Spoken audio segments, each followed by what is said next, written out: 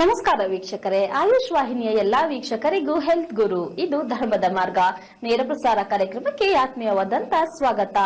ನಮ್ಮ ಕೀರ್ತಿಯೇ ನಾವು ಗಳಿಸುವ ಪರಮಾವಧಿಯ ಸಂಪತ್ತಾಗಿರುತ್ತದೆ ಅಂತ ಹೇಳ್ತಾ ಇವತ್ತಿನ ಕಾರ್ಯಕ್ರಮನ ಪ್ರಾರಂಭ ಮಾಡೋಣ. ಶುಭ ಸಮಯದಂದು ಶುಭವಾಗಿರ್ತಕ್ಕಂಥ ವಿಚಾರವನ್ನು ತಿಳಿಸ್ಕೊಡೋದಕ್ಕೆ ಎಂದಿನಂತೆ ನಮ್ಮ ಜೊತೆಗಿದ್ದಾರೆ ಶ್ರೀಮನ್ ಶ್ರೀ ಪುರುಷೋತ್ತಮ್ ದೇಶಿ ಗುರುಗಳು. ಬನ್ನಿ ವೀಕ್ಷಕರಾದ ಕಾರ್ಯಕ್ರಮಕ್ಕೆ ಸ್ವಾಗತಿಸೋಣ. ಗುರುಗಳ ನಮಸ್ಕಾರ, ಕಾರ್ಯಕ್ರಮಕ್ಕೆ ಸ್ವಾಗತ. ನಮಸ್ಕಾರ ಗುರುಗಳೇ, ದೊಡ್ಡವರ ಮುಂದೆ ಚಿಕ್ಕವರು ಸಾಯುವಂತದ್ದು, ಹಾಗೆ ಚಿಕ್ಕವರು ದೊಡ್ಡವರ ಕೈಯಲ್ಲಿ ಸಂಸ್ಕಾರ ಮಾಡಿಸ್ಕೊಳ್ಳುವಂತದ್ದು, ಈ ರೀತಿಯ ಪರಿಸ್ಥಿತಿ ಯಾಕೆ ಬರುತ್ತೆ ಗುರುಗಳೇ? ಹರಿ ಓಂ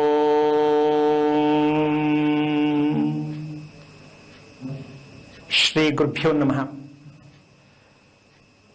ಶುಭವಾಗಿರ್ತಕ್ಕಂತಹ ಶುಕ್ರವಾರದಲ್ಲಿ ಒಂದು ರೀತಿ ದುಃಖಕರವಾದದ್ದು, ಬೇಜಾರಾಗ್ತಕ್ಕಂಥದ್ದು, ಬಟ್ ಸಹಿಸ್ಕೊಳಕ್ ಆಗದೆ ಇರ್ತಕ್ಕಂಥದ್ದು, ಕಣ್ಣಲ್ಲಿ ನೋಡಬಾರ್ದು, ಕಿವಿಯಲ್ಲಿ ಕೇಳಬಾರ್ದು ಅಂತ ಎಷ್ಟೋ ಪಾಪ ತುಂಬಾ ನೋವು ಪಡ್ತಾರೆ. ಹೌದು. ಇದು ಎಲ್ಲಿಂದ ತಗೋಬಹುದು ಅಂದ್ರೆ, ತಾಯಿಯ ಗರ್ಭದಲ್ಲಿ ಇರುವಂತಹ ಮಗು ಬೇಕಾ ಬೇಡ್ವಾ ಅನ್ನೋದ್ರಿಂದನೇ ಶುರು ಆಗತ್ತೆ. ಸೊ ಅದು ಒಪ್ಪಿಗೆಯಿಂದ ಆಗಿರುತ್ತೆ. ಆದ್ರೂ ಕೂಡ ಅಥವಾ ಗಂಡನಿಗೆ ಬೇಡ ಮಗು ಅನಿಸ್ಬೋದು, ಅಥವಾ ಹೆಂಡತಿಗೆ ಮಗು ಬೇಡ ಅನಿಸ್ಬೋದು, ಅಥವಾ ಇಬ್ರಿಗೂ ಬೇಡ ಅನಿಸ್ಬೋದು. ಬಟ್ ಇದು ಮಗು ತಪ್ಪ ಅನ್ನೋದು ಪ್ರಶ್ನೆ ಬರುತ್ತೆ. ಆಮೇಲೆ ಹೋಗ್ತಾರೆ, ತೀರ್ಮಾನ ತಗೋತಾರೆ, ಬೇಡ ತೆಗ್ಸ್ಬಿಡೋಣ ಅಂತಾನೋ, ಅಥವಾ ಕಾರಣಾಂತರ ಹಲವಾರು ಇರ್ಬೋದು. ಸೊ ಇಷ್ಟು ಬೇಗ ಮಗು ಬೇಡ ಅಂತಾನೋ, ಸೊ ಅಥವಾ ಮಗು ಸರಿಗಿಲ್ಲ ಅಂತಾನೋ, ಏನೋ ಒಂದು ಕಾರಣದಿಂದ ಅದನ್ನ ತೆಗ್ಸೋದಕ್ಕೆ ಒಂದು ಪ್ರಯತ್ನ, ಅದೇ ಆಗಬಹುದು, ತೆಗೆಸ್ಬೋದು. ಇದು ಯಾಕೆ ಈ ರೀತಿ ಶುರು ಆಗತ್ತೆ? ಅಲ್ಲಿಂದ ಶುರುವಾಗಿ ಹಿಂಗೂ ಕಷ್ಟಪಟ್ಟು ಒಂದು ಮಗು ಅಂತ ಆಗತ್ತೆ, ಒಂದೋ ಎರಡೋ ಮಕ್ಕಳಾಗ್ತಾರೆ. ಅಕಸ್ಮಾತ್ ದುರ್ವಿಧಿ ಅಂತ ಹೇಳ್ತಾರೆ ಇದಕ್ಕೆ. ಏನೋ ಆಗಿರಬಹುದು, ಅಚಾನಕ್ ಆಗಿ ಆಕ್ಸಿಡೆಂಟ್ ಆಗ್ಬಹುದು, ಅಥವಾ ಏನೋ ಒಂದು ಮಾಡ್ಕೊಬಹುದು, ಅಥವಾ ಮನೆ ಬಿಟ್ಟು ಹೋಗಬಹುದು. ಏನೋ ಒಂದು ರೀತಿಯಲ್ಲಿ ದೊಡ್ಡವರು ಚಿಕ್ಕವ್ರ ಬಗ್ಗೆ ಯೋಚನೆ ಮಾಡಿ ದುಃಖ ಪಡುವಂತ ಸನ್ನಿವೇಶಕ್ಕೆ ಮನೆ ಬಂದ್ಬಿಡತ್ತೆ. ಅಕಸ್ಮಾತ್ ಲವ್ ಅಲ್ಲಿ ಹೆಚ್ಚು ಕಮ್ಮಿ ಮಾಡಿ ಸಾಯ್ಬಹುದು.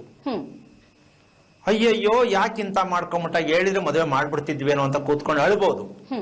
ಸೊ ಕಾರಣ ಇಷ್ಟೇ, ದೊಡ್ಡವರ ಮುಂದೆ ಚಿಕ್ಕವರು ಮನೆಯಲ್ಲಿ ಈ ರೀತಿ ಆಗುವುದಕ್ಕೆ ಕಾರಣ ಏನು ಅನ್ನೋದು ಇವತ್ತು ತಿಳ್ಕೊಬೇಕಾಗಿರೋ ವಿಷಯ. ಇದು ಚಿಕ್ಕವ್ರದ ದೊಡ್ಡವ್ರದ ತಪ್ಪು ಅನ್ನೋ ಪ್ರಶ್ನೆ ಆಮೇಲೆ. ಇಲ್ಲಿ ಮುಖ್ಯ ಏನಾಗತ್ತೆ ಇದಕ್ಕೆ ಅಂತಕ್ಕಂಥ ವಿಷಯವನ್ನ ಇವತ್ತು ಮುಂದೆ ಇಡಬೇಕು. ಈ ರಹಸ್ಯಕ್ಕೆ ಕಾರಣಕರ್ತನಾಗಿರ್ತಕ್ಕಂತಹ ಶ್ರೀಮನ್ನಾರಾಯಣನ ಪಾದ ಕಮಲಗಳಿಗೆ ಕೋಟಿ ಕೋಟಿ ನಮನಗಳ ಅರ್ಪಣೆಯನ್ನು ಮಾಡಿ, ಸೂರ್ಯ ಪಕ್ಕ ಗೊತ್ತಲ್ಲ, ಸೂರ್ಯ ಇದ್ದಾನೆ ಅಂತ ಗೊತ್ತಲ್ಲ, ಭೂಮಿ. ಈಗ ಭೂಮಿಯಲ್ಲಿ ನಾವು ನಿಂತ್ಕೊಂಡು ದಿಕ್ಕನ್ನ ಗುರುತಿಸ್ಬೇಕು. ದಿಕ್ಕನ್ನ ಯಾವ್ದ್ರ ಮೂಲಕ ಗುರುತಿಸೋದು? ಸೂರ್ಯನ ಮೂಲಕನೇ ಗುರುತಿಸ್ಬೇಕು. ಹೌದು. ಇದು ಪೂರ್ವ, ಇದು ಪಶ್ಚಿಮ, ಇದು ಉತ್ತರ, ಇದು ದಕ್ಷಿಣ. ಹೌದು, ಸತ್ಯ ತಾನೆ? ನಾವು ಹಾಗಾದ್ರೆ ದಿಕ್ಕನ್ನ ಗುರುತಿಸುತ್ತಿರುವ ನಾವು ನಿಜಕ್ಕೂ ಅದ್ರ ಸತ್ಯ ಗೊತ್ತಾಗಿದೆಯಾ? ಗುರುತಿಸ್ತಿದೀವಿ ಅಂದ್ಮೇಲೆ ಅದ್ರಲ್ಲೂ ಏನ್ ಸತ್ಯ ತಿಳ್ಕೊಬೇಕಾಗತ್ತೆ ಗುರುಗಳೇ? ಹಾಗಿದ್ರೆ ಅದು ತಿಳಿಸುವಂತದೇನೆ ವಿಚಾರ ಇವತ್ತಾಗಿರೋದು. ಇವತ್ತು ಹೇಳ್ಬೇಕಾಗಿರೋದು, ಈ ಸೂರ್ಯನಿಗೂ ಭೂಮಿಗೂ ಇರತಕ್ಕಂತಹ ಸಂಬಂಧದ ಒಂದು ವಿಚಾರದಲ್ಲಿ ಗಂಡ ಹೆಂಡತಿ ತುಂಬಾ ಚೆನ್ನಾಗಿದಾರಪ್ಪ ಅಂತಾರೆ, ಹೌದಾ? ಹಾಗೆ ಸೂರ್ಯ ಮತ್ತೆ ಭೂಮಿ ಇದೆರಡು ಹೊಂದಾಣಿಕೆ ಆಗಬೇಕು ಅನ್ನೋ ಕಲ್ಪನೆ ಇದೆಯಾ ನಮ್ಗೆ ಅಂತ ಇವತ್ತಿನ ಪ್ರಶ್ನೆ. ಸೂರ್ಯ ಭೂಮಿ ಎರಡು ಅತಿ ಮುಖ್ಯವಾಗಿ ನಮ್ಮ ಎರಡು ಕಣ್ಣಿದ್ದಂಗೆ, ಹೌದಾ? ಇದು ಬಿಟ್ಟು ಅದಿಲ್ಲ, ಅದು ಬಿಟ್ಟಿದ್ದಿಲ್ಲ. ಹಾಗಿರಬೇಕಾದ್ರೆ ನಮ್ಮ ಭೂಮಿಗೆ ಸೂರ್ಯನ ಹೊಂದಾಣಿಕೆ ಮಾಡ್ಕೋತಾ ಇದ್ದೀವ? ನಾವು ಬೆಳಿಗ್ಗೆ ಎದ್ದು ಸ್ವಾಮಿ ಸೂರ್ಯ ಈ ಕಡೆ ಬರ್ತಾನೆ ಅಂತ ಹೇಳ್ತೀವಿ ಹೊರತು, ಈ ಕಡೆ ಬರ್ತಾನೆ ಅಂದ್ರೆ ಪೂರ್ವ ಅಂತ ತೀರ್ಮಾನ. ಆದ್ರೆ ಮನೆ ಕಟ್ಟುವಾಗ ಈ ಕಡೆ ಬರ್ತಾನೆ ಅಂತಾನೆ ಕಟ್ಬಿಡ್ತಾರೆ. ಸೈಟ್ ಅಲ್ಲಿ ನಿಂತ್ಕೊಂಡು ನೋಡಿರ್ತಾರೆ, ಮನೇಲಿ ನಿಂತ್ಕೊಂಡು ನೋಡಿರ್ತಾರೆ. ಆಮೇಲೆ ನಮ್ಮ ಊರಿಗೆ ಪೂರ್ವ ಯಾವುದು ಅಂದ್ರೆ ಹೇಳ್ಬಿಡ್ತಾರೆ. ಇಡೀ ಊರಿಗೆಲ್ಲ ಪೂರ್ವ ಒಂದೇ ಇರಲ್ಲ ಅಂತ ಗೊತ್ತಿಲ್ಲ ಇನ್ನೂ. ಇಡೀ ಊರಿಗೆಲ್ಲ ಪೂರ್ವ ಒಂದೇ ಇರಲ್ಲ. ಇದು ಒಂದು ಸ್ಟೇಜ್. ಇನ್ನೊಂದು ಒಂದೇ ಲೈನ್ ಇರ್ತಕ್ಕಂಥ ಮನೆಗಳು, ಲೈನ್ ಒಂದೇ ಲೈನು ಅಂದ್ರೆ ಒಂದು ರಸ್ತೆ ಪಕ್ಕದಲ್ಲಿ ಪೂರ್ತಿ ಮನೆ ಇರುತ್ತೆ. ಆ ಮನೆಗಳಿಗೆಲ್ಲ ಎಲ್ರು ಹೇಳೋದು ಸೂರ್ಯ ಈ ಕಡೆ ಅಂತ ಹೇಳೋದು. ಅಪ್ಪಣೆ ಇರಲ್ಲ, ಒಂದು ಏರಿಯಾಗೂ ಇರಲ್ಲ, ಒಂದು ಲೈನ್. ಅಮ್ಮ, ಒಂದು ಮನೆ ಪಕ್ಕ ಇನ್ನೊಂದು ಮನೆಗೂ ಸೂರ್ಯ ಕರೆಕ್ಟ್ ಆಗಿ ಪೂರ್ವ ಅಂತ ಹೇಳಕ್ ಆಗಲ್ಲ. ನಿಜಕ್ಕೂ ಆಶ್ಚರ್ಯ ಅನ್ಸ್ತಿದೆ ಗುರುಗಳೇ. ಇಡೀ ಊರಿಗೆ ಒಂದೇ ಪೂರ್ವಕ್ಕೆ ಬರಲ್ಲ ಅನ್ನೋದು ಒಪ್ಕೋಬಹುದು ಗುರುಗಳೇ, ಆದ್ರೆ ಒಂದೇ ಗಲ್ಲಿಗೆ ಬರಲ್ಲ ಅನ್ನುವಂತ ಪಕ್ಕ ಮನೆಗೆ ಬರಲ್ಲ. ಒಂದು ಮನೆಗೆ ಬಿದ್ದಂತಹ ಸೂರ್ಯನ ಒಂದು ಕಿರಣ ಇನ್ನೊಂದು ಮನೆಗೆ ಚೇಂಜ್ ಆಗಿರುತ್ತೆ. ಆದ್ರೂ ನಾವ್ ಹೇಳ್ತೀವಿ ಇದು ಪೂರ್ವ. ಆ ಲೈನ್ ಮನೆ ಎಷ್ಟು ಮನೆಗೆ ಹೋಗಿ ನೀನ್ ಬೇಕಾದ್ರೆ ಕೇಳ್ಬೋದು. ಪೂರ್ವದ ರಸ್ತೆ ಚೆಕ್ ಬಂದಿಲ್ವ ಅದೇನೆ. ಹೌದು. ಆದ್ರೆ ಪೂರ್ವ ಅಂತ ಹೇಳೋದು ತಪ್ಪು ಅಂತಲ್ಲ, ನಮಗೆ ಗೊತ್ತಿಲ್ಲದೆ ಪೂರ್ವ ಒಂದೇ ಅಂತ ತಿಳ್ಕೊಂಡ್ರೆ ತಪ್ಪು. ಅದೇ ಹೇಳ್ತೀರ ಗುರುಗಳೇ, ನಾವ್ ಅನ್ಕೊಂಡ್ರೆ ತಪ್ಪು ಅಂತ. ಹಾಗಿದ್ರೆ ಈಗ ಅದು ಹೇಗಿರುತ್ತೆ ಅಂದ್ರೆ, ಕಣ್ಣು ಇಲ್ಲಿ ಕೊಟ್ಟಿದ್ದಾರೆ ಭಗವಂತ, ಹೌದು, ಇಲ್ಲಿ ಇಟ್ಕೊಂಡ್ರೆ ಈ ಕಡೆ ಸೈಡ್ ತಿರ್ಕೊಳ್ಳೋದು ಬೇಡ, ಇಲ್ಲಿಂದಾನೆ ಕಾಣ್ಲಿ ಅಂತ ಸಾಧ್ಯ ಇಲ್ಲ ಗುರುಗಳೇ. ಹಂಗ್ ಮಾಡ್ಕೊಂಡ್ಬಿಟ್ಟಿದೀವಿ ನಾವು ಗೊತ್ತಿಲ್ದೆ. ಎರಡು ಕಣ್ಣನ್ನ ಮೂಗು ಮಧ್ಯ ಇಟ್ಟು ಒಂದು ಚೂರು ವ್ಯತ್ಯಾಸ ಇದೆ ಕಣ್ಣಿಟ್ಟಿದ್ದಾರೆ ದೇವರು, ಅಲ್ವಾ? ನಾವು ತಿರ್ಗಕ್ಕಾಗಲ್ಲ ಅನ್ಬಿಟ್ಟು ಗೊತ್ತಿಲ್ಲದೆ ಇಲ್ಲಿ ಕಣ್ ತೆಗೆದು ಇಲ್ಲಿ ಇಟ್ಕೊಂಡ್ರೆ ಹೆಂಗಿರುತ್ತೆ? ಆಗಲ್ಲ. ಹಾಗೆ ದಿಕ್ಕುಗಳು ಉಪದಿಕ್ಕುಗಳು, ದಿಕ್ಕು ಉಪದಿಕ್ಕುಗಳು, ಈ ಸತ್ಯ ನಾವು ತಿಳ್ಕೊಂಡಿಲ್ಲ. ನಾವು ತಿಳ್ಕೊಳ್ಳೋದು 4: ಪೂರ್ವ, ಪಶ್ಚಿಮ, ಉತ್ತರ, ದಕ್ಷಿಣ. ಸರಿ ಅಂತನ ಇದು? ಅದಕ್ಕೆ ವಿಚಿತ್ರವಾದ ಮನೆ ಅಂದ್ರೆ ಯಾವುದು ಅಂದ್ರೆ, ದಿಕ್ಕು ವಿದಿಕ್ಕು ಸರಿಯಾಗಿ ತಿಳಿಯದೆ ಮನೆ ಮಾಡಿರ್ತಾರಲ್ಲ, ಅವ್ರ ಮನೇಲಿ ಇರ್ತಕ್ಕಂಥವ್ರ ಗುಣಗಳು ಒಬ್ಬೊಬ್ರಲ್ಲಿ ಒಂದೊಂದು ರೀತಿ ಇರುತ್ತೆ ಅಂತ ಗೊತ್ತಿಲ್ಲ. ಕೇವಲ 4 ದಿಕ್ಕಿಗಲ್ಲ, ಉಪದಿಕ್ಕುಗಳಿಗೂ ಪ್ರಾಧಾನ್ಯತೆ ಕೊಡ್ಬೇಕು ಅನ್ನೋದನ್ನ ಹೇಳ್ತಿದ್ದೀರಾ ಗುರುಗಳೇ. ಇಲ್ಲಿ ಈ ದಿಕ್ಕುಗಳು ಅಂದ್ರೆ ನಾನು ಅವಾಗ್ಲೇ ಹೇಳಿದೆ, ನಮ್ಮ ತಲೆಯಲ್ಲಿ ಇರ್ತಕ್ಕಂತಹ ಕಿವಿ, ಕಣ್ಣು, ಮೂಗು, ಬಾಯಿ, ಇದೆಲ್ಲ ಈ ದಿಕ್ಕು ಉಪದಿಕ್ಕಿಗೆ ಸೇರೆ ಅನ್ವಯ ಆಗಿರ್ತಕ್ಕಂಥದ್ದು ಅಂತ ನಮ್ಗಿನ್ನೂ ಗೊತ್ತಿಲ್ಲ ಅಂತ ಅನ್ಕೊಳ್ಳೋಣ. ಗೊತ್ತಿರಬಹುದೇನೋ, ಆದ್ರೆ ಅದನ್ನು ಗುರುತಿಸ್ಬೇಕಲ್ಲ. ಹೆಂಡತಿ ಮನೇಲಿದ್ದಾಳೆ, ಗಂಡ ಮನೇಲಿದ್ದಾನೆ, ಸರಿ, ಎಷ್ಟು ಚೆನ್ನಾಗಿ ಗುರ್ತಿಸಿದಿರ ಅವ್ರನ್ನ? ಗುರ್ಸೋದು ಅಂದ್ರೆ ಏನು? ಗಂಡ ಹೆಂಡತಿ ಗುರ್ಸೋದು ಅಂದ್ರೆ ಏನು? ಹೇಗಿದ್ದಾರೆ ಅನ್ನೋದನ್ನ ಗುರುಗಳೇ. ಅಲ್ಲ, ಮದುವೆ ಮಾಡ್ಕೊಂಡ್ಮೇಲೆ ನಾನು ಹೆಂಡತಿ ಮನೇಲಿದ್ದಾಳೆ, ಮದುವೆ ಮಾಡ್ಕೊಂಡು ಗಂಡ ಇದ್ದಾನೆ ಅಂತ ಅಂತಕ್ಕಂಥ ವಿಷಯಕ್ಕಿನ್ನ ಗಂಡನನ್ನ ಗುರ್ತಿಸೋದು ಅಂದ್ರೆ ಏನು, ಹೆಂಡತಿಯನ್ನ ಗುರ್ತಿಸೋದು ಅಂದ್ರೆ ಏನು ತಿಳ್ಕೊಬೇಕು ನಾವು. ಇದನ್ನ ಭಕ್ತಿ ಅಂತಾರೆ. ಪತಿ ಭಕ್ತಿ, ಪತ್ನಿ ಭಕ್ತಿ. ಏನ್ಯಾ ಆ ಹೆಂಡತಿನ ಕಂಡ್ರೆ, ಆ ಗಂಡನ್ ಕಂಡ್ರೆ, ಹೆಂಡತಿ ಗಂಡನ್ಗೆ, ಗಂಡನ್ ಹೆಂಡತಿ ಕಂಡ್ರೆ ಎಷ್ಟು ಅನ್ಯೂನ್ಯತೆ ಇದೆಯಲ್ವಾ? ಖುಷಿ ಆಗತ್ತಾ ಇಲ್ವಾ? ಖಂಡಿತ ಆಗತ್ತೆ ಗುರುಗಳೇ. ಈ ರೀತಿಯಾಗಿ ಮನೆಗೆ ಭಕ್ತಿ ಬರಬೇಕಂದ್ರೆ ದಿಕ್ಕು ವಿದಿಕ್ಕು ಎರಡನ್ನೂ ನಾವು ಕೂಡಿಸ್ಕೋಬೇಕು. ಈಗ ಒಂದು ಮನೆಯಲ್ಲಿ ಗಂಡ ಹೆಂಡತಿ ಚೆನ್ನಾಗಿದ್ದಾರೆ ಅಂತ ವಿಷಯಕ್ಕೆ ತಗೊಳ್ಳೋಣ. ಆ ಗಂಡ ಹೆಂಡತಿ ಚೆನ್ನಾಗಿದ್ದಾರೆ ಅಂದ್ರೆ ಪಕ್ಕದ ಮನೆಯವರು ಚೆನ್ನಾಗಿರಲ್ಲ. ಹಾ ಗುರುಗಳೇ, ಖಂಡಿತ. ಹೌದಾ? ಹೌದು. ಈಗ ಒಂದೇ ದಿಕ್ಕನ್ನು ತೋರಿಸಿದ್ರಿ ನೀವು. ಹೌದು. ಅದು ಪೂರ್ವಕ್ ಬಾಗ್ಲು, ಇದು ಪೂರ್ವಕ್ ಬಾಗ್ಲು, ಇದು ರಸ್ತೆ ಪೂರ್ವಕ್ಕೆ, ಇದು ಬರುತ್ತೆ ಉದ್ದಕ್ಕೆ ಹೇಳ್ಬಿಡ್ತಾರೆ. ಆದ್ರೆ ಈ ಮನೆಯಲ್ಲಿರುವ ಗಂಡ ಹೆಂಡತಿ, ಆ ಮನೆಯಲ್ಲಿರುವ ಗಂಡ ಹೆಂಡತಿ ವ್ಯತ್ಯಾಸ ಎಷ್ಟಿರುತ್ತೆ? ಅಂದ್ರೆ ಮನೆ ಕಟ್ಟೋ ರೀತಿಯಲ್ಲಿ ಬದಲಾವಣೆ ಆಗಿರುತ್ತಲ್ವಾ ಗುರುಗಳೇ? ಒಂದೇ ರೀತಿ ಕಟ್ಟರಲ್ಲ, ಅದರಿಂದ ಅದೇನೆ. ಇವರು ದಿಕ್ಕನ್ನು ಮಾತ್ರ ತಿಳ್ಕೊಂಡು ಮನೆ ಕಟ್ತಾರೆ, ಬಾಗ್ಲು ಇಡ್ತಾರೆ. ಹೌದು.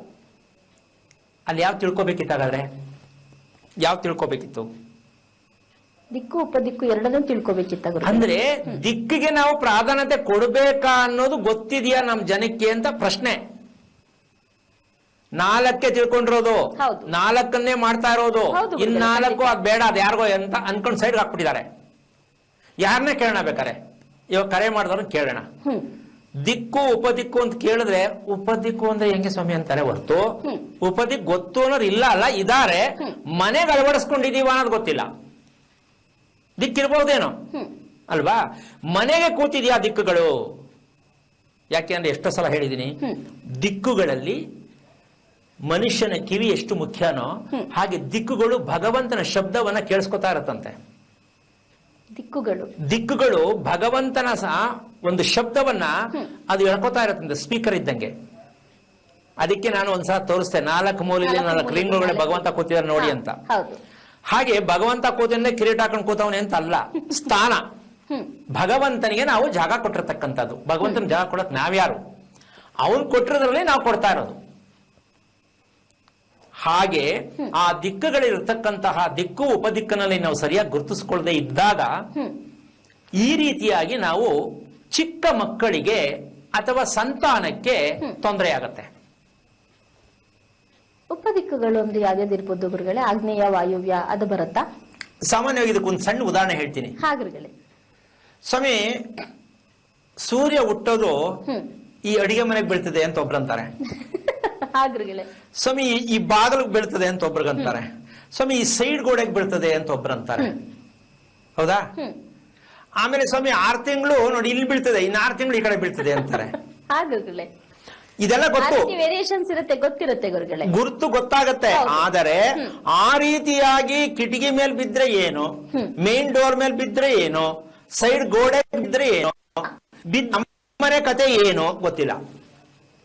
ಸೂರ್ಯನ ಕಿರಣ ಮನೆಗೆ ಬೀಳುವಂತ ರೀತಿನಲ್ಲೂ ಅದರಲ್ಲೂ ನೆಗೆಟಿವ್ ಪಾಸಿಟಿವ್ ಇರುತ್ತೆ ಅನ್ನೋದು ನಿಜಕ್ಕೂ ಆಶ್ಚರ್ಯ ಗುರುಗಳೇ. ಅವನಿಗೆ ಮೀರಿ ದೇವ್ರು ಎಲ್ಲಿದೆ? ಸೂರ್ಯನ ಮೀರಿ ದೇವ್ರು ಇದಾರ? ಇಲ್ಲ ಗುರುಗಳೇ. ಈಗ ನಾವು ಸೂರ್ಯನ ಮನೆ ಒಳಗಡೆ ಬರ್ಮಾಡ್ಕೋಬೇಕಾ ಬೇಡವಾ? ಮಾಡ್ಕೋಬೇಕು. ಸೂರ್ಯನ ಕಿರಣ ನಮ್ಮ ಮನೆ ಕರೆಕ್ಟ್ ಆಗಿ ಬೀಳಬೇಕಾ ಬೇಡವಾ? ಖಂಡಿತ ಬೇಕೇ ಬೇಕು. ಇಲ್ಲಿ ನಾವು ತುಂಬಾ ತಪ್ಪಾಗಿ ಸಮಸ್ಯೆ ಸಿಕ್ಕಾಕೊಂಡಿದ್ವಿ.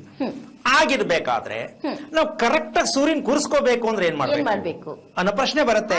ಅದಕ್ಕೊಂದು ಚಿತ್ರ ತೋರಿಸ್ಬಿಡೋಣ. ಏನು ಅಂದ್ರೆ, ಆ ರೀತಿ ದಿಕ್ಕು ಕರೆಕ್ಟ್ ಆಗಿ ನಮ್ಗೆ ಮನೆಯಲ್ಲಿ ದಿಕ್ಕು ವಿದಿಕ್ಕು ಅನ್ನೋದು ಕರೆಕ್ಟ್ ಆಗಿ ತಿಳ್ಕೊಳಕ್ಕೆ ನಮ್ಗೆ ಗುರ್ತು ಬೇಕಲ್ಲ. ಆ ಗುರ್ತು ಹೇಗಿರಬೇಕು ಅನ್ನೋದನ್ನ ಇವಾಗ ತೋರಿಸ್ಬಿಡೋಣ. ಈಗ ಉದಾಹರಣೆ ಇದನ್ನ ಪೂರ್ವದ ಬಾಗ್ಲು ಅಂತ ಇಟ್ಕೊಳ್ಳೋಣ. ಓಕೆ, ಈಗ ಎದುರುಗಡೆ ಪೂರ್ವದ ಬಾಗ್ಲಿದು ಮೈನ್ ಡೋರ್ ಅಂತೀವಿ, ದೊಡ್ಡದು ಸೇದ ನೇರವಾಗಿ ಕಾಣಿಸ್ತಾ ಇದೆ, ಚಿಕ್ಕದು ಬಾಗ್ಲದು. ಇದು ವರ್ಣದ್ವಾರ ಅಂತ ಹೇಳ್ತಾರೆ. ಭಗವಂತ ಇದನ್ನ ಇಂದ್ರ ಅಂತಾರೆ. ದೇವರುಗಳಿಗೆ ರಾಜ ಯಾರು ಅಂದ್ರೆ ಇಂದ್ರ, ದೇವರುಗಳಿಗೆ ರಾಜ. ಇನ್ನು ಮುಂದೆ ಬಾಗ್ಲಲ್ಲಿ ಇದ್ದಾರೆ. ಈಗ ವರ್ಣ, ಮಹಾನುಭಾವ ಶ್ರೀಕೃಷ್ಣ ಪರಮಾತ್ಮ ಹಸುಗಳ ಮೂಲಕವಾಗಿ ಆ ಭಾಗದಲ್ಲಿ ವಾಸ ಮಾಡ್ತಾರೆ. ಇದಕ್ಕೆ ವರುಣದ್ವಾರ ಅಂತಾರೆ. ಈ ಮುಂಭಾಗ ಇರೋದನ್ನ ಇಂದ್ರದ್ವಾರ ಅಂತಾರೆ. ಈಗ ನೋಡಿ ಎಷ್ಟು ಕ್ಲೀನ್ ಆಗಿ ಚಾಕುನಲ್ಲಿ ಕಟ್ ಮಾಡ್ದಂಗೆ ಆ ಕಡೆ ಈ ಕಡೆ ಒಂದು ಚೂರ್ ಶೇಕ್ ಇಲ್ದ ರೀತಿಯಲ್ಲಿ ನೇರ ಹೆಂಗ್ ಕಾಣಿಸ್ತಾ ಇದೆ, ಸ್ವಲ್ಪ ಗಮನಿಸ್ಕೋಬೇಕು. ಯಾರಾದ್ರೂ ಈಗ ಟಿವಿಯಲ್ಲಿ ಕೂತ್ಕೊಂಡು ನೋಡ್ತಾ ಇರ್ತಕ್ಕಂಥ ಪ್ರತಿಯೊಬ್ಬ ವೀಕ್ಷಕರು ನಿಮ್ಮ ಮನೆ ಮೇನ್ ಡೋರ್ ತೆಗೆದು ಹಿಂದ್ಗಡೆ ಹೋಗಿ ಎಲ್ಲಿ ನಿಂತೈತೆ ಹೋಗಿ ನೋಡಿ, ಏನಿಲ್ಲ. ಇಲ್ಲಿ ಬೆಡ್ರೂಮ್ ಇರುತ್ತೆ, ಇಲ್ಲ ಬಾತ್ರೂಮ್ ಇರ್ತದೆ, ಇಲ್ಲ ಒಂದು ಕಿಟಕಿ ಇಟ್ಟಿರ್ತದೆ. ಹೌದಾ? ಇಷ್ಟ ತಾನೆ? ಹೌದು. ಹಾಗಿರ್ಬೇಕಾದ್ರೆ ನಾವು ದೇವರು ಇಂದ್ರ ವರುಣ ಯಾರಿಗ ಬೇಡ? ಎಲ್ರಿಗೂ ಬೇಕು. ದೇವರು ಪೂಜೆ ಮಾಡ್ತೀವಿ. ಹೌದು. ಆದ್ರೆ ಆ ಮನೆಯ ದಿಕ್ಕಿನಲ್ಲಿ ಇರ್ತಕ್ಕಂಥ ಸೂರ್ಯನನ್ನ ನೇರವಾಗಿ ನಾವು ಅಲ್ಲಿ ಕೂರಿಸ್ಕೋಬೇಕು ಅಂತಕ್ಕಂಥ ವಿಚಾರ ತುಂಬಾ ಜನಕ್ಕೆ ಒಂದು ವಿಪರ್ಯಾಸ ಅಂತ ಹೇಳ್ಬೋದು. ಈ ರೀತಿ ಆದಾಗ ಆ ಮನೆಯಲ್ಲಿ ನಾವು ಪ್ರಾಧಾನ್ಯತೆ ಕೊಡ್ತಕ್ಕಂಥದ್ದು ಯಾವುದಕ್ಕೆ ಅಂದ್ರೆ ಮೇನ್ ಡೋರ್ ಮುಂದ್ಗಡೆ ಚೆನ್ನಾಗಿರ್ಬೇಕು. ಹಿಂದ್ಗಡೆದು ಡೋರ್ ಕೊಡ್ತಾರೆ. ಯಾವ್ದಕ್ಕೆ ಅಂದ್ರೆ ಬಟ್ಟೆ ಗಿಟ್ಟೆ ಪಾತ್ರೆ ತೊಳಿಯಕ್ಕೆ ಈ ಕಡೆ ಒಂದು ಡೋರ್ ಇಟ್ಕೊಳ್ಳೋಣ ಅಂತಾರೆ. ಆದರೆ ಆ ಇಟ್ಕೊಳ್ಳೋಣ ಅಂತಾರಲ್ಲ, ಇದ್ ಹೆಂಗೆ ಅಂದ್ರೆ ಸೈಡ್ಗೆ ಹೇಳ್ತೀನಿ, ಮದುವೆ ಇದೆ ಅದ್ಯಾರು ಇಟ್ಕೊಂಡಿದಾರಂತಲ್ಲ ಅಂದಂಗಿರ್ತದೆ. ಹೆಂಗೆ ಎಂತಿ ಇದ್ದಾಳೆ, ಅದೇನು ಯಾರು ಇಟ್ಕೊಂಡಂಗೆ ಕೇಳ್ಪಟ್ಟೆ, ಹಂಗೆ ಇದು ಆ ತರ ಅನ್ಕೊಂಡ್ ಬಾಗ್ಲು ಇಟ್ಕೊಂಡಿರ್ತಾರೆ ಅಂತ ಗೊತ್ತಿಲ್ಲ. ಬಾಗ್ಲು ಹಿಂದಕ್ಕೆ ಹೋಗಕ್ಕಿರ್ಬೇಕು. ಅದ್ ಇರ್ಬೇಕಾ ಬೇಡ ಗೊತ್ತಿಲ್ಲ. ಈಗ ನಾನು ಹೇಳಿದ್ನಲ್ಲ, ಅಕಸ್ಮಾತ್ ಏನಾದ್ರೂ ಬೇರೆ ಯಾರನ್ನಾರು ಇಟ್ಕೊಂಡಿರ್ಬಹುದಾ ಅಂದ್ರೆ ಗುಸು ಗುಸು ಮಾತಾಡ್ತಾರಲ್ಲ, ಅಪ್ಪಿ ತಪ್ಪಿ ಆ ಬಾಗ್ಲು ಹಿಂದ್ಗಡೆ ಡೋರು ಹಿಂಬಾಗ್ಲು ಇವ್ರ ಅನುಕೂಲಕ್ಕೆ ತಕ್ಕಂತೆ ಇಟ್ಕೊಂಡಿದ್ರೆ ಬಾಗಲ್ನ, ಆ ಬಾಗ್ಲು ಮನೆ ಯಜಮಾನನು ಇನ್ಯಾರೋ ಒಬ್ರು ಇಟ್ಕೊಂಡಿರ್ತಾರೆ. ಅಂದ್ರೆ ಉದಾಹರಣೆ, ಮುಂದೆ ಡೋರ್ ಏನಿರುತ್ತೆ ಅದಕ್ಕಿಂತ ಹಿಂಭಾಗದ ಬಾಗ್ಲು ದೊಡ್ಡದಾಗಿದ್ರು ಇದು ಸಂಭವ ನಡೆಯುತ್ತಾ ಗುರುಗಳೇ? ಅಂದರೆ ಆ ಬಾಗಿಲು ನೇರವಾಗಿ ಇಲ್ಲದಿದ್ದಾಗ ಆ ಮನೆಯಲ್ಲಿ ಮಗ ದಾರಿ ತಪ್ಪಬಹುದು ಅಥವಾ ಯಜಮಾನನೇ ತಪ್ಪಬಹುದು. ಇನ್ನೊಬ್ರಿಗೆ ಹೇಳಂಗಿಲ್ಲ, ಹೇಳ್ಬಾರ್ದು, ಪಾಪ ನೋವಾಗತ್ತೆ. ಸೊ ಯಾರೋ ಒಬ್ರು ತಪ್ತಾರೆ. ಒಂದು ಆ ತಪ್ಪಿದ ಮೇಲೆ ಏನ್ ದುರಂತ ಆಗ್ಬೋದೋ ಗೊತ್ತಿಲ್ಲ. ಆದ್ರೆ ಈ ರೀತಿಯಾಗಿ ಮಕ್ಕಳು ದಾರಿ ತಪ್ಪೋದಕ್ಕೆ ನಮ್ಮ ಮನೆ ಬಾಗಿಲು ಕಾರಣ ಇದೆ ಅನ್ನೋದು ಎಷ್ಟು ಜನಕ್ಕೆ ಗೊತ್ತಿದೆ? ನಿಜಕ್ಕೂ ಗೊತ್ತಿರಕ್ ಸಾಧ್ಯನೇ ಇಲ್ಲ ಗುರುಗಳೇ. ಇದು ಬಾಗಿಲಿಂದ ಮಕ್ಕಳು ಈ ರೀತಿ ಅನಾಹುತಕ್ಕಾಗ್ತಾರೆ. ಈಗ ಅವ್ನು ಔಟ್ ಆಫ್ ಸ್ಟೇಷನ್ ಅಂದ್ರೆ ಯಾವಾಗ ಅಪ್ಪ ಅಮ್ಮನ ವಿರುದ್ಧ ಮಕ್ಕಳು ಹೋಗ್ತಾರೋ ಅವ್ರ ಮಕ್ಕಳು ಆಗಿರಲ್ಲ. ಯಾವ ಟೈಮಲ್ಲಿ ಏನ್ ತೀರ್ಮಾನ ತಗೋತಾರೋ, ಎಲ್ಲಿ ಹೋಗ್ತಾರೋ, ಏನಾಗ್ತಾರೋ ಗೊತ್ತಿಲ್ಲ. ಗಂಡ ಹೆಂಡತಿ ಅಪ್ಪ ಅಮ್ಮ ಅನ್ಸ್ಕೊಂಡವ್ರು ಕುತ್ಕೊಂಡು ಯೋಚನೆ ಮಾಡ್ಬೇಕು ಹೊಸಲ ಹತ್ರ. ಇಲ್ಲ ಚೇರ್ ಹಾಕೊಂಡು ಕೂತಿರ್ತಾರೆ, ಬಾಗಿಲು ಹಾಕೊಂಡ್ಬಿಟ್ಟಿರ್ತಾರೆ. ಚೇರ್ ಹಾಕೊಂಡು ಕೂತ್ಕೊಂಡು ಇನ್ನೂ ಬರ್ಲಿಲ್ಲ ಫೋನ್ ಮಾಡು, ಇನ್ನೂ ಬರ್ಲಿಲ್ಲ ಫೋನ್ ಮಾಡು, ಏನಾಯ್ತೋ ಗೊತ್ತಿಲ್ವಲ್ಲ ಅಂದ್ರೆ ಭಯ. ಈ ವರ್ಣನ ದ್ವಾರ ಇಲ್ಲ ಅಂದ್ರೆ ಮೊದಲು ಭಯ ಉತ್ಪತ್ತಿ ಆಗತ್ತೆ ಮಕ್ಕಳ ಬಗ್ಗೆ. ಅದು ಹಿಂದೆ ಆಯಸ್ಸು ಕಡಿಮೆ ಆಗತ್ತೆ. ಕಾರಣ ಏನೇ ಇರ್ಬೋದು, ಕಾಯಿಲೆ ಬರ್ಬೋದು, ಜ್ವರ ಬರ್ಬೋದು, ಇನ್ನೊಂದಾಗ್ಬೋದು. ಆದ್ರೂ ಪಾಪ ಮಗು ಹೋಯ್ತು, ಅಯ್ಯೋ ಮಗಳು ಹೋಗ್ಬಿಟ್ಲು. ಸೊ ಎಷ್ಟು ನೋವು ಆಗತ್ತೆ. ಯಾಕೆ ಹಿಂಗಾಗ್ತಾ ಇದೆ?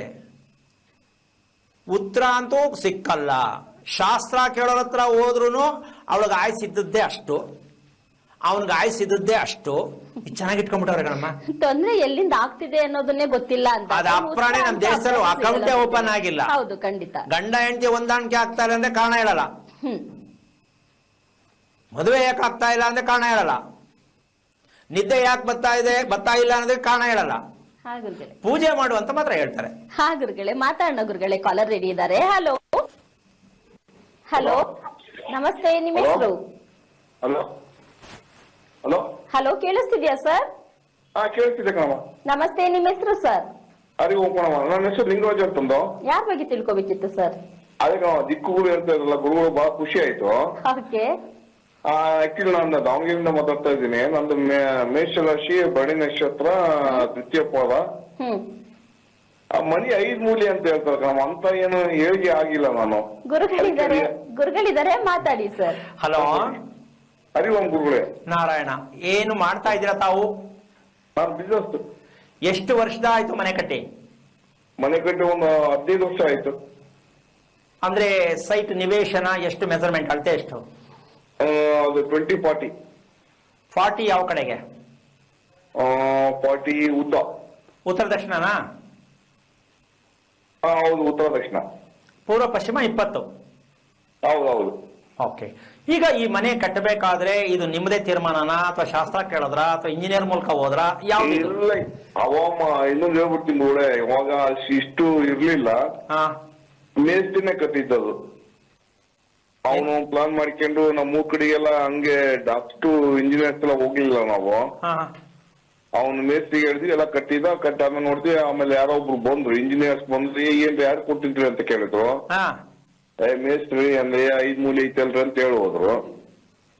5 ಮೂಲೆ ಇತ್ತು ಅಂತ ಹೇಳೋದ್ರು. 5 ಮೂಲೆ ಏನಕ್ಕೆ ಬಂತು, ಇದ್ರೆ ಏನಾಗ್ಬೇಕು ಅಂತ ಹೇಳಿಲ್ವಲ್ಲ? ಅದು ಗೊತ್ತಿಲ್ಲ. ಅದು ಏನ್ ಹೇಳಿ ಅಲ್ಲ, ಒಂದ್ ನಿಮಿಷ. ಈ ಕೇಳಿದವ್ರು ಇದನ್ನ ಕೇಳ್ಬೇಕು, ಯಾರೇ ಆಗ್ಲಿ. ಬಾಗಲ್ ಸರಿ ಇಲ್ಲ ಅನ್ಬಿಡೋದು, ಸುಮ್ಮನೆ ತಲೆಕೆಡಿಸ್ಬಿಡೋದು. ಸರಿ ಇಲ್ಲ ಅಂದ್ರೆ ಏನಾಗದೆ ಅಂತ ಹೇಳ್ಬೇಕು. ಈ ಕೇಳಿಸ್ಕೊಂಡವ್ರು ಬುದ್ಧಿವಂತರು. ಒಂದ್ ನಿಮಿಷ ಬನ್ನಿ, ಇಲ್ಲಿ ಸರಿ ಇಲ್ಲ ಅಂದ್ರಲ್ಲ, ಹೆಂಗ್ ಸರಿ ಇಲ್ಲ ಅಂತ ಕೇಳಿ ಇನ್ನೊಂದ್ಸಲ ಎಲ್ಲೂ ಹೇಳಲ್ಲ ಅವನು. ಸುಮ್ಮನೆ ತಲೆಗೊಳ ಬಿಟ್ಬಿಟ್ಟು ಹೋಗ್ಬಿಟ್ರಿ. ಏನ್ ಅರ್ಥ ಇದು? ಅವನ 5 ಮೂಲೆ ಅಂದ, ಇವನ್ ಮನೆ ತಿರ್ಕೊಂಡೈತೆ ಅಂತಾನೆ, ಇನ್ನೊಬ್ಬ ಸರಿ ಇಲ್ಲ ಅಂತಾನೆ. ಹಿಂಗೆ ಕೇಳಿ ಇವ್ರು ಸರಿ ಇಲ್ಲ ಆಗ್ಬಿಡ್ತಾರೆ. ನಾವೇ ಸರಿ ಇಲ್ಲ ಬಿಡು ಹಂಗಾದ್ರೆ. ಯಾವ ಮಟ್ಟಕ್ಕೆ ಹೋಗುತ್ತೆ ಅಂದ್ರೆ ಜೀವನ ಪರ್ಯಂತ. ಮೊನ್ನೆ ಅದನ್ನೇ ಹೇಳಿದ್ದು, ಮನೆ ಬದಲಾವಣೆ ಮಾಡ್ಬೇಕಾ, ಮನೆ ಓಡಿಸ ಆಲ್ಟ್ರೇಷನ್ ಮಾಡ್ಬೇಕಾ, ಹಿಂಗೆಲ್ಲ ಓಡ್ತಾ ಇದೆ ಅಂದ್ರೆ ಇವ್ರಿಗೆ ಸಿಕ್ಕಿರೋ ಉತ್ತರ ದಕ್ಷಿಣದ ಮನೆ ಸೈಟ್. ಗೌರ್ಮೆಂಟ್ನವ್ರು ಮಾಡಿದ್ರು, ಅಲರ್ಟ್ ಮಾಡಿದ್ರು, ಅದನ್ನೇ ಮಾಡೋದು. ಉತ್ತರ ದಕ್ಷಿಣ ಜಾಸ್ತಿ. ಇಲ್ಲಿ ಹೆಣ್ಣು ಮನೆ ಗಂಡು ಮನೆ ಅಂತ ಹೇಳಿದ್ದೆ ಒಂದ್ಸಲ. ಮನೆಯಲ್ಲಿ ನಿವೇಶನದಲ್ಲಿ ಗಂಡು ಹೆಣ್ಣು ಯಾವುದು ಅಂತ. ಅದು ಮುಂದುವರೆದ ಭಾಗ. ಹೆಣ್ಣಿಗೆ ಸ್ಥಾನ ಜಾಸ್ತಿನ, ಗಂಡಿಗೆ ಸ್ಥಾನ ಜಾಸ್ತಿನ? ಇಲ್ಲಿ ಉತ್ತರ ದಕ್ಷಿಣ. ನಿಮ್ಮ ಶ್ರೀಮತಿಯವರು ಯಾವ ನಕ್ಷತ್ರ? ಅಶ್ವಿನಿ ನಕ್ಷತ್ರ. ಓಕೆ. ಏನ್ ಓದಿದ್ದಾರೆ ಅವರು? Second PUC. ಓಕೆ. ಎಷ್ಟು ವರ್ಷ ಆಯ್ತು ಮದುವೆ ಆಗಿ? ಮದುವೆ 15 ವರ್ಷ ಆಯ್ತು. ಮನೆ ಕಟ್ಟಿ ಒಂದು 15-16 ವರ್ಷ ಆಯ್ತು. ಫಸ್ಟ್ ಮನೆ ಕಟ್ಟಿ ಆಮೇಲೆ ಮದುವೆ ಆಗಿದ್ದ? ಹೌದು. ಓಕೆ.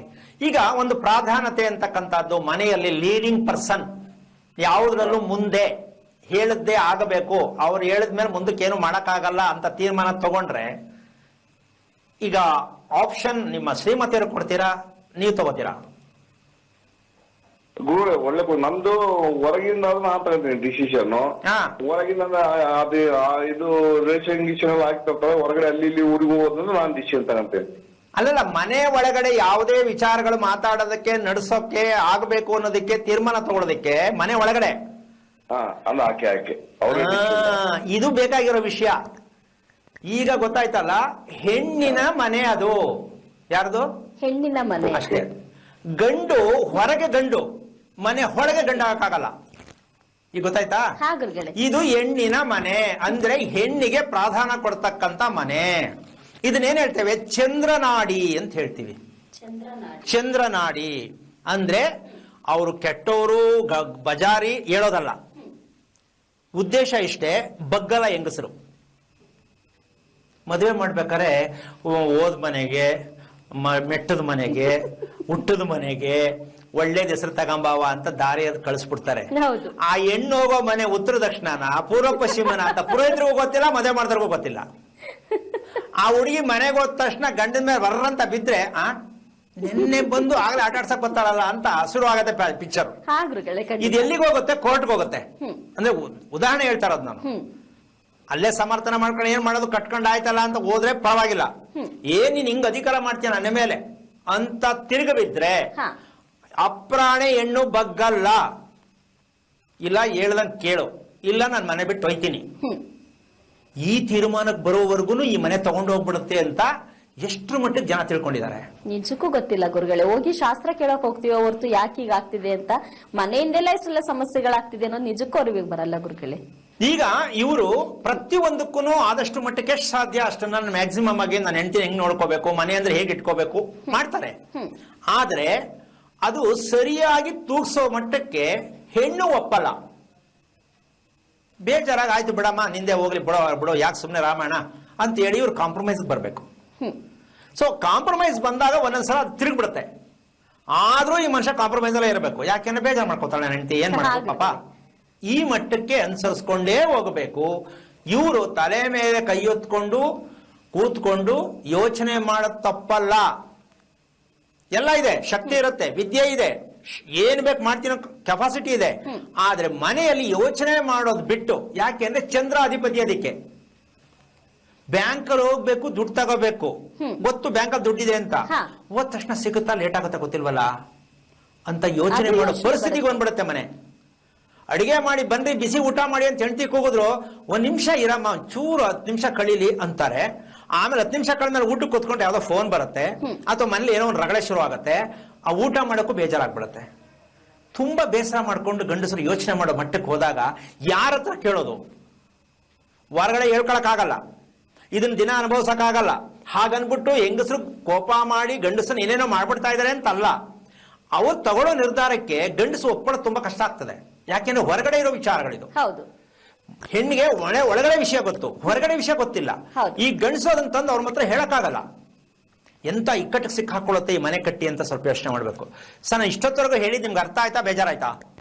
ಇಲ್ಲ ಅರ್ಥೈತೆ ಸರ್. ಈಗ ಒಂದ್ಸಲ ಅಂದ್ರೆ ನೀವು ಒಂದ್ ಮಾತು ಹೇಳ್ರಿ, ಕಾಂಪ್ರಮೈಸ್ ಆಗ್ಬಿಡ್ತೀವಿ ನಾವು. ಹೋಗ್ಬಿಡ್ತಾರೆ, ನೀನ್ ಖುಷಿ ನಮ್ ಖುಷಿ ಸುಮ್ಮನೆ ಆಗ್ಬಿಡ್ತೀವಿ ಅಷ್ಟೇ. ಇಲ್ಲ ಆಗಲ್ಲ, ದಿನ ರಾಮಾಯಣ ಆಗ್ಬಿಡತ್ತೆ. ಹೌದೌದೌದು, ಕರೆಕ್ಟ್ ಅದು. ಈಗ ನೀವು ಅಲ್ಲಲ್ಲ 5 ಮೂಲೆ ಅಂತ ಹೇಳೋದು ಪುಣ್ಯಾತ್ಮನಿಗೆ ಇಷ್ಟೆಲ್ಲ ನಿಮ್ಗೆ ಕೂರ್ಸಿ ಹೇಳಿದ್ರೆ ಒಪ್ಕೋಬೋದಾಗಿತ್ತು. ಏನ್ ಹೇಳ್ತೀರಾ? ಸುಮ್ಮನೆ ಟಚ್ ಮಾಡ್ಬಿಟ್ಬಿಟ್ಟು ಹೋಗ್ಬಿಟ್ರೆ ಏನ್ ಕತೆ? ಅವನ್ ಬಂದು ಅವನೇನೋ ಒಂದ್ ಮಾಡಿಸ್ಬಿಡ್ತಾನೆ,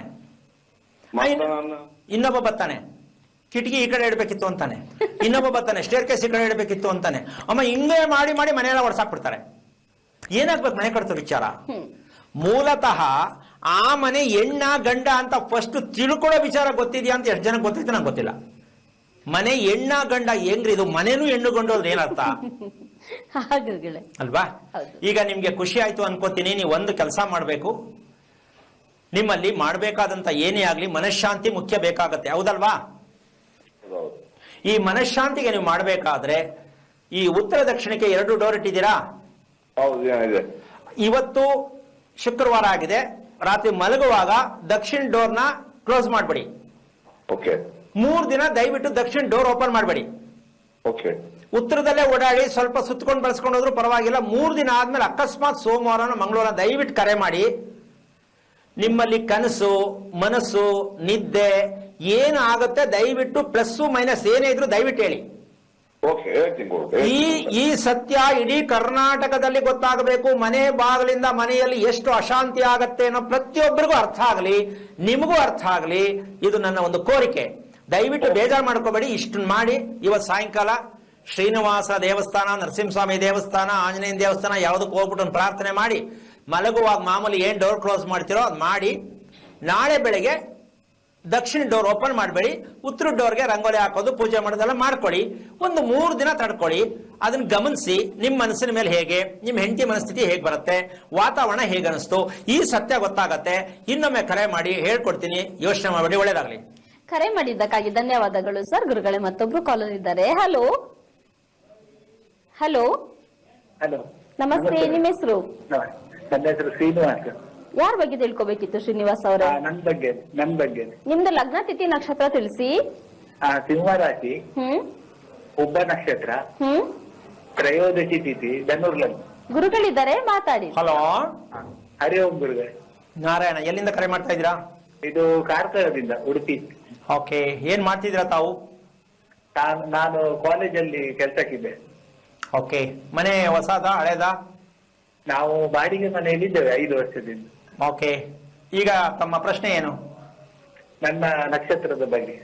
ಏನ್ ನಕ್ಷತ್ರ ಹೇಳಿದ್ರಿ ನೀವು? ನಂದು ಉಬ್ಬ ನಕ್ಷತ್ರ. ಓಕೆ, ಎಷ್ಟು ವಯಸ್ಸು ನಿಮ್ಗೆ? ನನ್ಗೆ ಈಗ 52.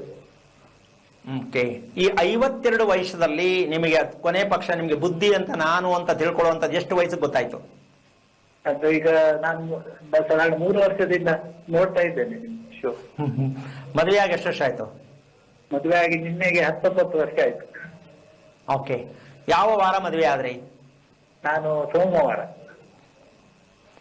ನೀವು ಹುಟ್ಟಿದ್ದು? ನಾನು ಅಕ್ಟೋಬರ್, ಶನಿವಾರ. ಓಕೆ, ಶನಿವಾರ ಅಂದ್ರೆ ಹಗಲಲ್ಲ ರಾತ್ರಿಲ್ಲ? ನಾನು ಮಧ್ಯಾಹ್ನ 1:30 ಅಂದಾಜು. ನಿಮ್ಮ ಜನ್ಮದಾತ ಅಂದ್ರೆ ನಿಮ್ಮ ತಂದೆ ಎಲ್ಲಿದ್ದಾರೆ? ಅವ್ರದ್ದು ತೀರಿ ಹೋಗಿ 3 ವರ್ಷ ಆಯ್ತು. ಏನಾಗಿತ್ತು, ಎಷ್ಟು ವಯಸ್ಸಾಗಿತ್ತು ಅವ್ರು ಸತ್ತಾಗ? ಅವರಿಗೆ ಸಾಧಾರಣ 86. ನಿಮ್ಮ ತಾಯಿ? ನನ್ನ ತಾಯಿ ನಾನು ಹುಟ್ಟುವಾಗಲೇ 1 ವರ್ಷ ಇರುವಾಗಲೇ ತೀರಿದ್ದಾರೆ. ಏನ್ ಕಾರಣ? ಅದು ಮನೆಯಲ್ಲಿ ನನ್ನ ನೆಕ್ಸ್ಟ್ ಇವರು ತಂಗಿ ಆಗಿದ್ದು ನನಗೆ. ಅಲ್ಲ, ಡೆಲಿವರಿ ವಿಚಾರದ ಸತ್ತಿದ್ದ? ಮನೆಯಲ್ಲೇ ಅದು. ಓಕೆ, ಈಗ ನಿಮಗೆ ಅಕ್ಕ ತಂಗಿಯರು ಎಷ್ಟು ಜನ? ನನ್ಗೆ ಅಕ್ಕ 3 ಜನ, ತಂಗಿ 1. ಇಷ್ಟು ಜನ ಇದ್ದಾರಾ? ಹೌದೌದು, ಎಲ್ರಿದ್ದಾರೆ. ನೆಮ್ಮದಿಯಾಗಿ ಆರೋಗ್ಯವಾಗಿದ್ದಾರಾ? ಆರೋಗ್ಯವಾಗಿದ್ದಾರೆ, ನೆಮ್ಮದಿ ಕಡಿಮೆ ಸ್ವಲ್ಪ. ನೆಮ್ಮದಿ ಇಲ್ಲ ಅಂದ್ರೆ ಆರೋಗ್ಯ ಬರಲ್ವಲ್ಲ. ಕಷ್ಟಪಟ್ಟು ತಗೋಬೇಕಷ್ಟೇ. ಇನ್ನೇನ್ ಮಾಡೋದು, ಉಟ್ಬಿಟ್ಟಿದ್ದೀನಲ್ಲ ಅಂತ. ಹೌದಲ್ವಾ? ಹೌದೌದು. ನಿಮ್ಮ ಶ್ರೀಮತಿಯವರ ಆರೋಗ್ಯ ಮನಸ್ಥಿತಿ ಹೇಗಿದೆ? ಆರೋಗ್ಯ ಸ್ವಲ್ಪ 2 ವರ್ಷದ ಮೊದಲು ಸ್ವಲ್ಪ ಇದಿತ್ತು, ಈಗ ಸ್ವಲ್ಪ ಆರೋಗ್ಯ ಆಗಿದ್ದಾರೆ. ನಿಮಗೆ ಮಕ್ಕಳು? ನನ್ಗೆ 2. ಹೆಣ್ಣ ಗಂಡ? ಮೊದಲನೇ ಗಂಡು, 2ನೇದು ಹೆಣ್ಣು. ಆ ಹೆಣ್ಣು ಮಗು ವಯಸ್ಸೆಷ್ಟು? ಈಗ ಅವರಿಗೆ 13. ಏನ್ ಹೆಸರಿಟ್ಟಿದ್ದೀರಾ? ಅವರಿಗೆ ನಮ್ರತ. ಏನ್ ನಕ್ಷತ್ರ? ಅವಳದು ಶತಭಿಷ ನಕ್ಷತ್ರ. ಶತಭಿಷಾಕ್ ತಗೊಂಡೋಗಿ ಯಾಕೆ ಆ ಹೆಸರಿಟ್ರಿ? ಕಾರಣ ಏನು? ನಮ್ರತ ಅನ್ನೋದಕ್ಕೆ ಚೆನ್ನಾಗಿದೆ ಅಂತ ಇಟ್ರ ಏನು? ಇಲ್ಲ, ಅದೇಂದ್ರೆ ಅವ್ರದ್ದು ಜಾತಕ ನೋಡಿ ಅಂತ ಹೇಳಿ. ಮತ್ತೆ ಶತಭಿಷ ನಕ್ಷತ್ರ ಹೇಳ್ತಾ ಇದ್ದೀರಾ, ನಾ ಅಕ್ಷರಕ್ಕೂ ಶತಭಿಷಕ್ಕೂ ಸಂಬಂಧನೇ ಇಲ್ವಲ್ಲ? ಓಕೆ, ಆಗ ಮಗು ನಿದ್ದೆ ಮಾಡೋದು, ಊಟ ಮಾಡೋದು ಚೆನ್ನಾಗಿದ್ಯಾ? ಹೌದು, ಚೆನ್ನಾಗಿದೆ. ಆರೋಗ್ಯವಾಗಿದ್ದಾಳ? ಆರೋಗ್ಯವಾಗಿದೆ. ಕೋಪನ ಬೇಜಾರ ಮಗುಗೆ? ಸ್ವಲ್ಪ ಕೋಪ ಬರ್ತದೆ. ಓಕೆ, ಚೆನ್ನಾಗಿ ಓದ್ತಿದ್ದಾಳ? ಈಗ ಓದ್ತಿದ್ದಾರೆ 9ನೇ ಕ್ಲಾಸ್.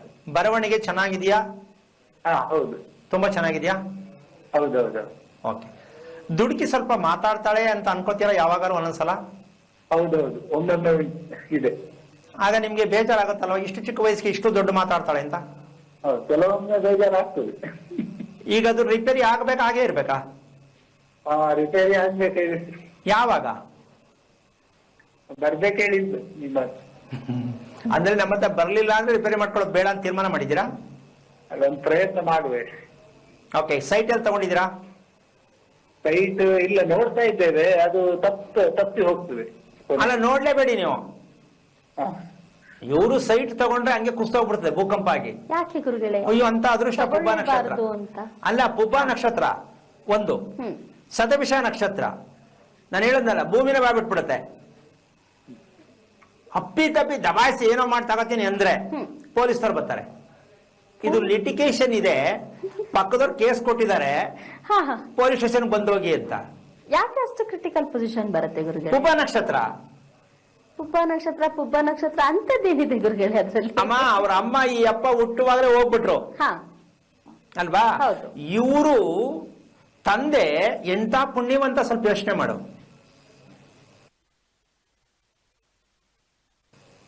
ಸುಮಂಗಲಿ ಹೆಂಗಸು ಹೋಗಿದ್ದಾರೆ ಅಂದ್ರೆ ಆ ಹೋಗಿದ್ದ ಕಾರಣ ತಿಳ್ಕೊಂಡಿಲ್ಲ ಪಾಪ ಈ ಅಪ್ಪ. 52 ಆಗೋಗಿದೆ. ನಮ್ ತಾಯಿ ಸುಮಂಗಲಿಯಾಗಿ ಹೋಗಿದ್ದಾರೆ, ಏನಕ್ಕೆ ಹೋದ್ರು, ಅದಕ್ಕೆ ನಾವೇನ್ ಮಾಡ್ಬೇಕಿತ್ತು, ನಮ್ಮ ಅಪ್ಪ ಏನ್ ನಡ್ಕೋಬೇಕಿತ್ತು ಸರ್, ನೀವು ಇಲ್ಲಿವರೆಗೂ ತಿಳ್ಕೊಳ್ಳಿಲ್ವಾ? ಅದು ಗೊತ್ತಿಲ್ವಾ ಅದ್ರ ವಿಷಯ?